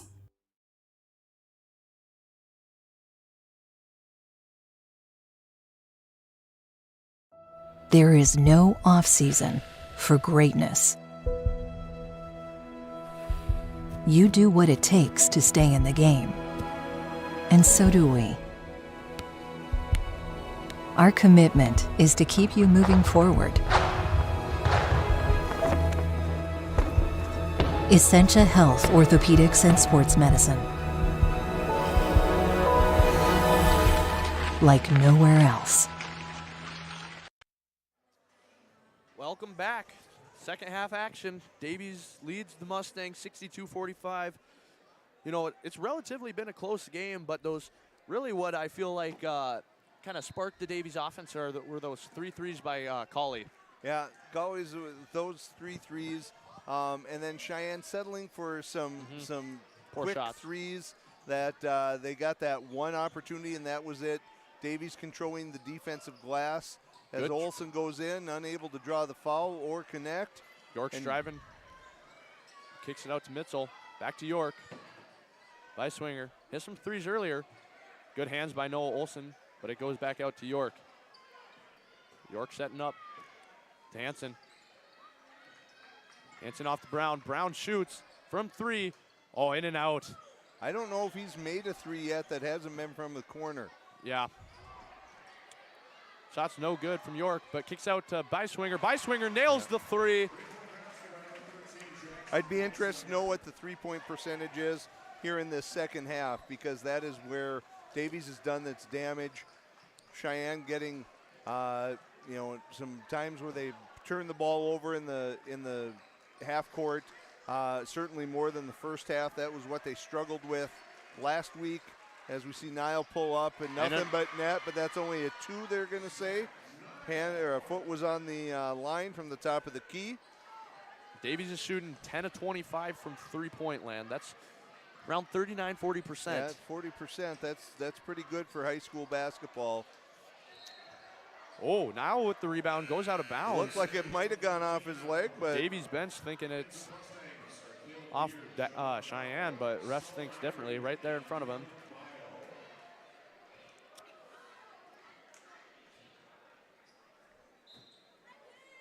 Solieri back into the game. So with 6:23 to go, Cheyenne needs to start making a move here. They're down 18. They're going to have to start. Kicks it out to Bile. Bile from 3 from the corner, airballed. They need to make some shots. They need to get some defensive stops. Bart Manson going to take quick timeout to make sure they didn't lose possession there.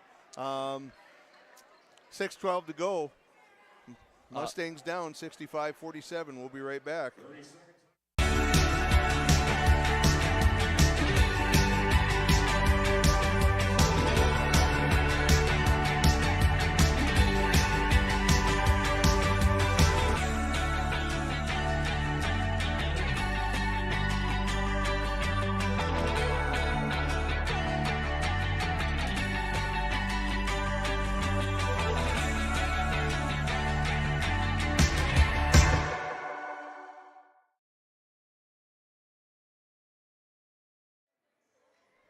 Bellbank Mortgage is proud to support the West Fargo Cheyenne Mustangs. Rates are great, so if you're considering moving up or maybe even becoming a homeowner for the first time, talk to the experts at Bell.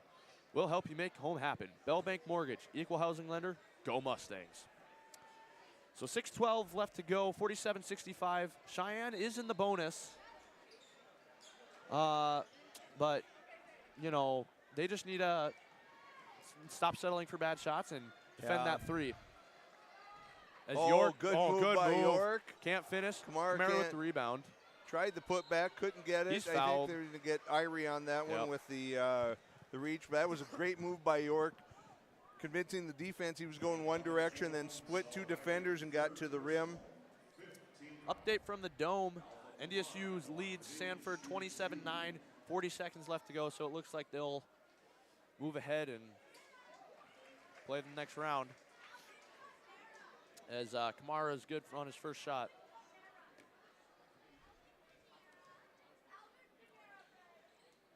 This is the second. Rebounded by Nile. Nile brings it up. Drives left. Dishes off to Bile. Great pass, but he's stuffed by Alpha Kamara. Wow. John Angu gets it back, puts it on for the easy two. That was a great athletic move by Kamara to block that, but it goes right to Angao, and he gets to the rim. Keeps the lead at 17, winding down towards 5 minutes to go. Kamara dishes off to Brown. Brown pulls up.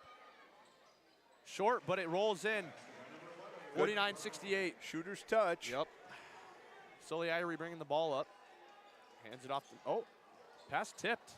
Nile regains possession, though. Davies just trying to slow Cheyenne down, eating some clock here, Deer in the forcing corner. them into some bad decisions. Good position by Nile, but it's taken away by York. Yep. York hits the Jets and gets to the basket. Little strong. Yeah, I think he lost possession, lost the handle on it as he went to the rim. Sully Irie dishes to Bile. Bile in the corner. Shoots. It's off the top of the backboard. Deer was maybe a little surprised by that. Goes off his hands.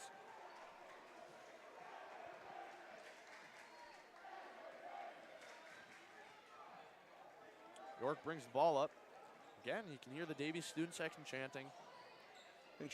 And Davies here, just like they're trying to slow Cheyenne down on offense to eat some clock, they're trying to eat some clock on offense. Brown is fouled. Brown forces a shot, gets the foul call against Deer. Deer wondering, what did I do there? But regardless, they're going to call it on him. Yep. Brown will go to the line for 2, and that's the 6th foul on the Mustangs. So Davies will be in the bonus the rest of the way at 4:24 to go. Brown's and first the shot lead is good. is now 20 as Oneman and Olsen return.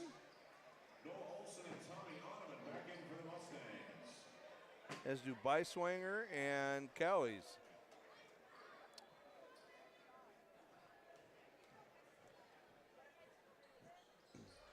Second shot's off. Oneman with the rebound. For Cheyenne, you can really notice when Oneman's not in the game just because of the rebounds, just because of the presence on the defense. interior in the paint. presence. Yeah, absolutely. You know, and here's Cheyenne's gone 9 deep tonight with the, you know, it's, I think, pretty apparent that Coach Brandt is still trying to find out who are going to be maybe those 7, 8 guys that are going to be the regular contributors.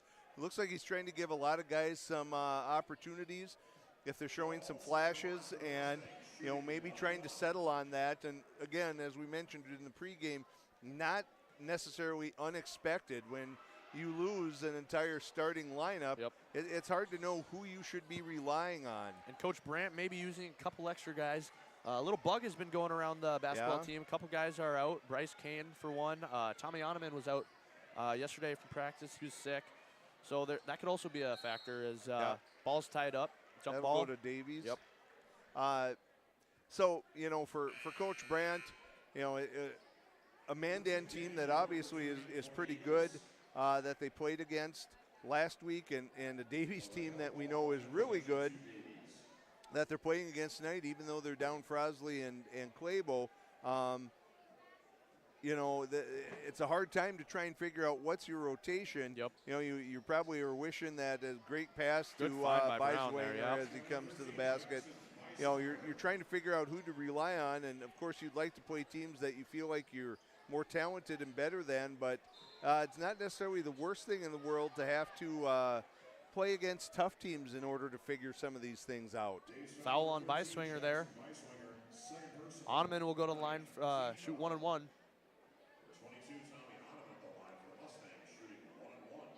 But this is certainly unfamiliar territory for Mustang fans. If you followed this program the last 6 years, you know, to see a team that's starting out of the gate 0-2 and really neither game has been close as it's gone down the stretch, you know, kind of unexpected.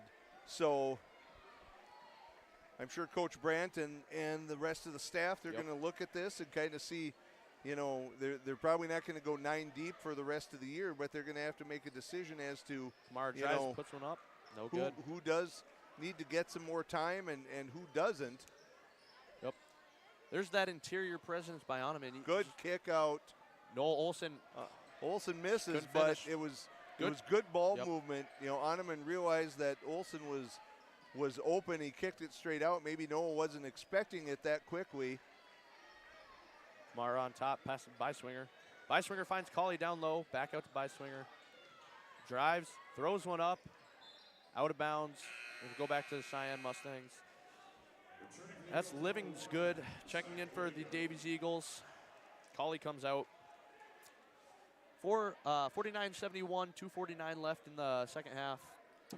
Hey, Mustang fans, we want to take the time to thank Apex Engineering Group, who helps to make this broadcast possible. At Apex, we build confidence before we build anything. Find out more at apexenggroup.com.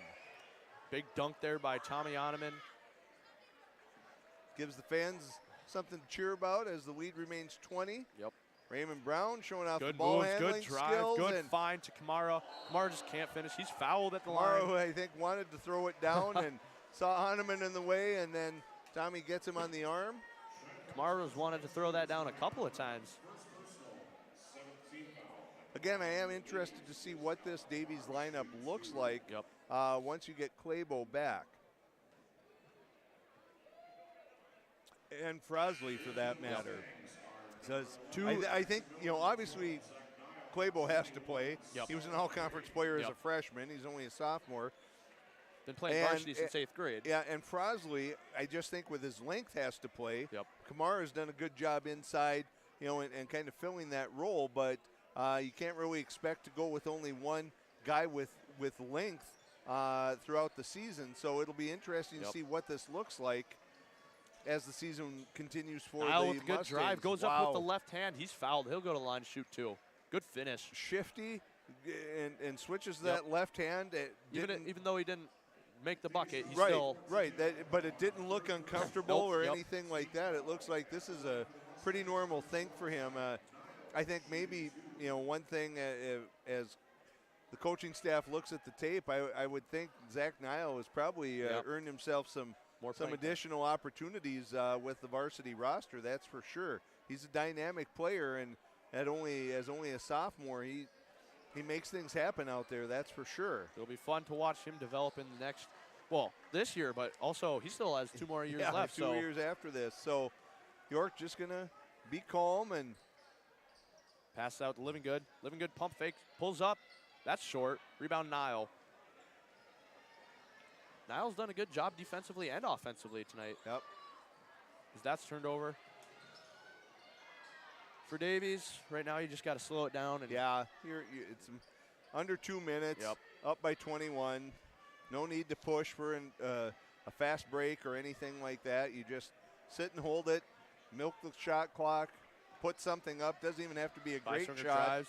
Beiswinger Cauley slams it down. Kamara just I keep getting that messed up. That's okay.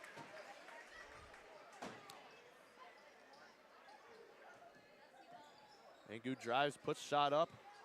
Heavily contested. Travel. Is that what it was called? That was a travel called. I thought maybe it was going to be a quick timeout Yeah, for that's what I a thought too. substitution for Coach Manson, but not the case. Oneman checks out of the game for the Mustangs. Noah Olson back in. So a minute 10 and a 23-point lead for the Eagles here. You know, certainly if you're Brant, you're disappointed with the loss, but coming off of that that tough Mandan game, you've shown glimpses of improvement. I think that's the big thing. You're exactly right, Grant. You've seen reason to be optimistic because this team did some really good things tonight. Now, both games they've only done it for one half. They haven't really done it for an entire game. That's something that you need to work on. But you've seen flashes, and you've seen what you're looking for is consistency right now, and consistency from individuals, and just consistency in executing a game plan, as that was Living read good, the whole goes way. up, and he finishes with the layup. So Davies leads 78-51, 30 seconds left. Cheyenne just trying to find something. Angu puts it up, and that's no good. Livingston with the rebound. Noah Olson steals it, puts it back up. He's fouled. He'll go to line, shoot two.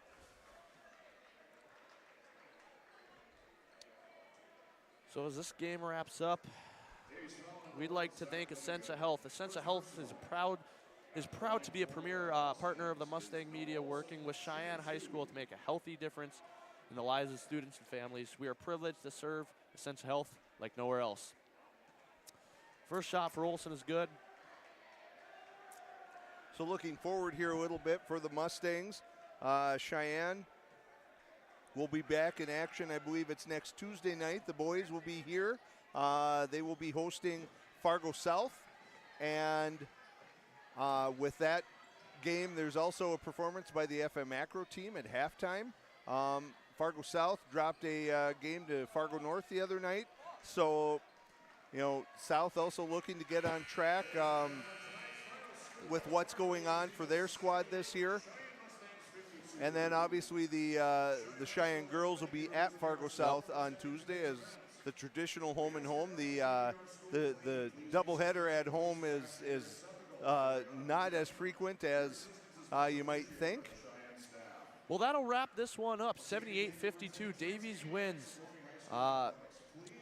Good improvement from this Cheyenne squad.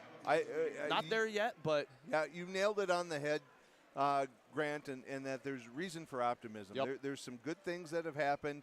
Not the way you want to start, but again, I think probably anyone who's familiar with the team knew this is not a Mustang team that we've seen in the past. This is not a team that's going to end up going, 17-2 or something like that. They're going to be, maybe more of a middle of a pack team, and hopefully they're going to be able to turn on the gas kind of as the season progresses and that sort of thing. And so for Coach Brandt, the same things we've talked about, you're having to try and figure out who's going to play. How who are your guys? Do we need to change our philosophy? Do we, we had the idea that we were going to be this team, but maybe our talent and what we do best means we have to be this sort of team. And that's what they're going to have to figure out moving forward as the season progresses. Obviously there's going to be teams that you go up against that you feel like you have the advantage in talent and those sorts of things. I think games that we always kind of took for granted, well, Cheyenne's going to win this one, and maybe there's only a few that we were questioning each year. There's going to be a lot more games that we're going to go in going, boy, Cheyenne really is going to have to execute, and I think that can actually be a good thing.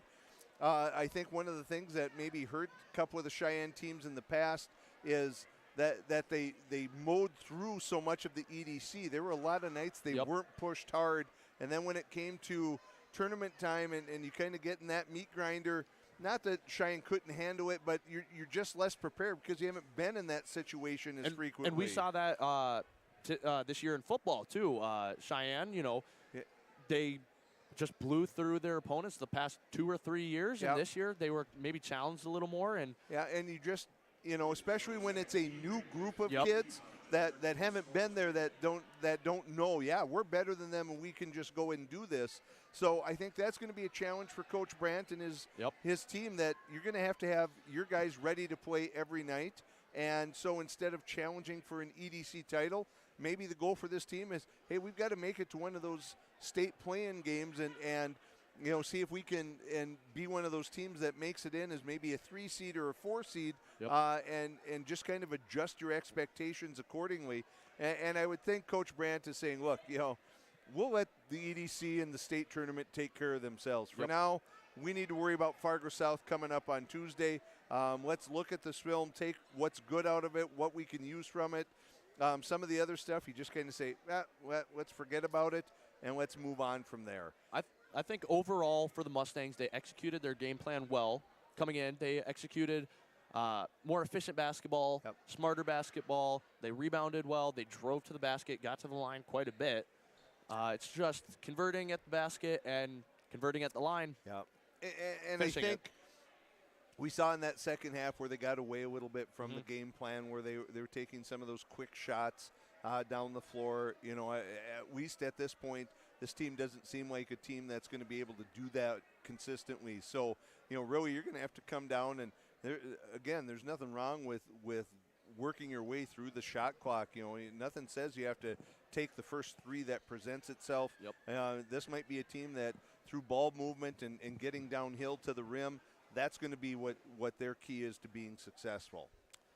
Well, Coach, it's been a fun first one. Great first night. Long season ahead of us.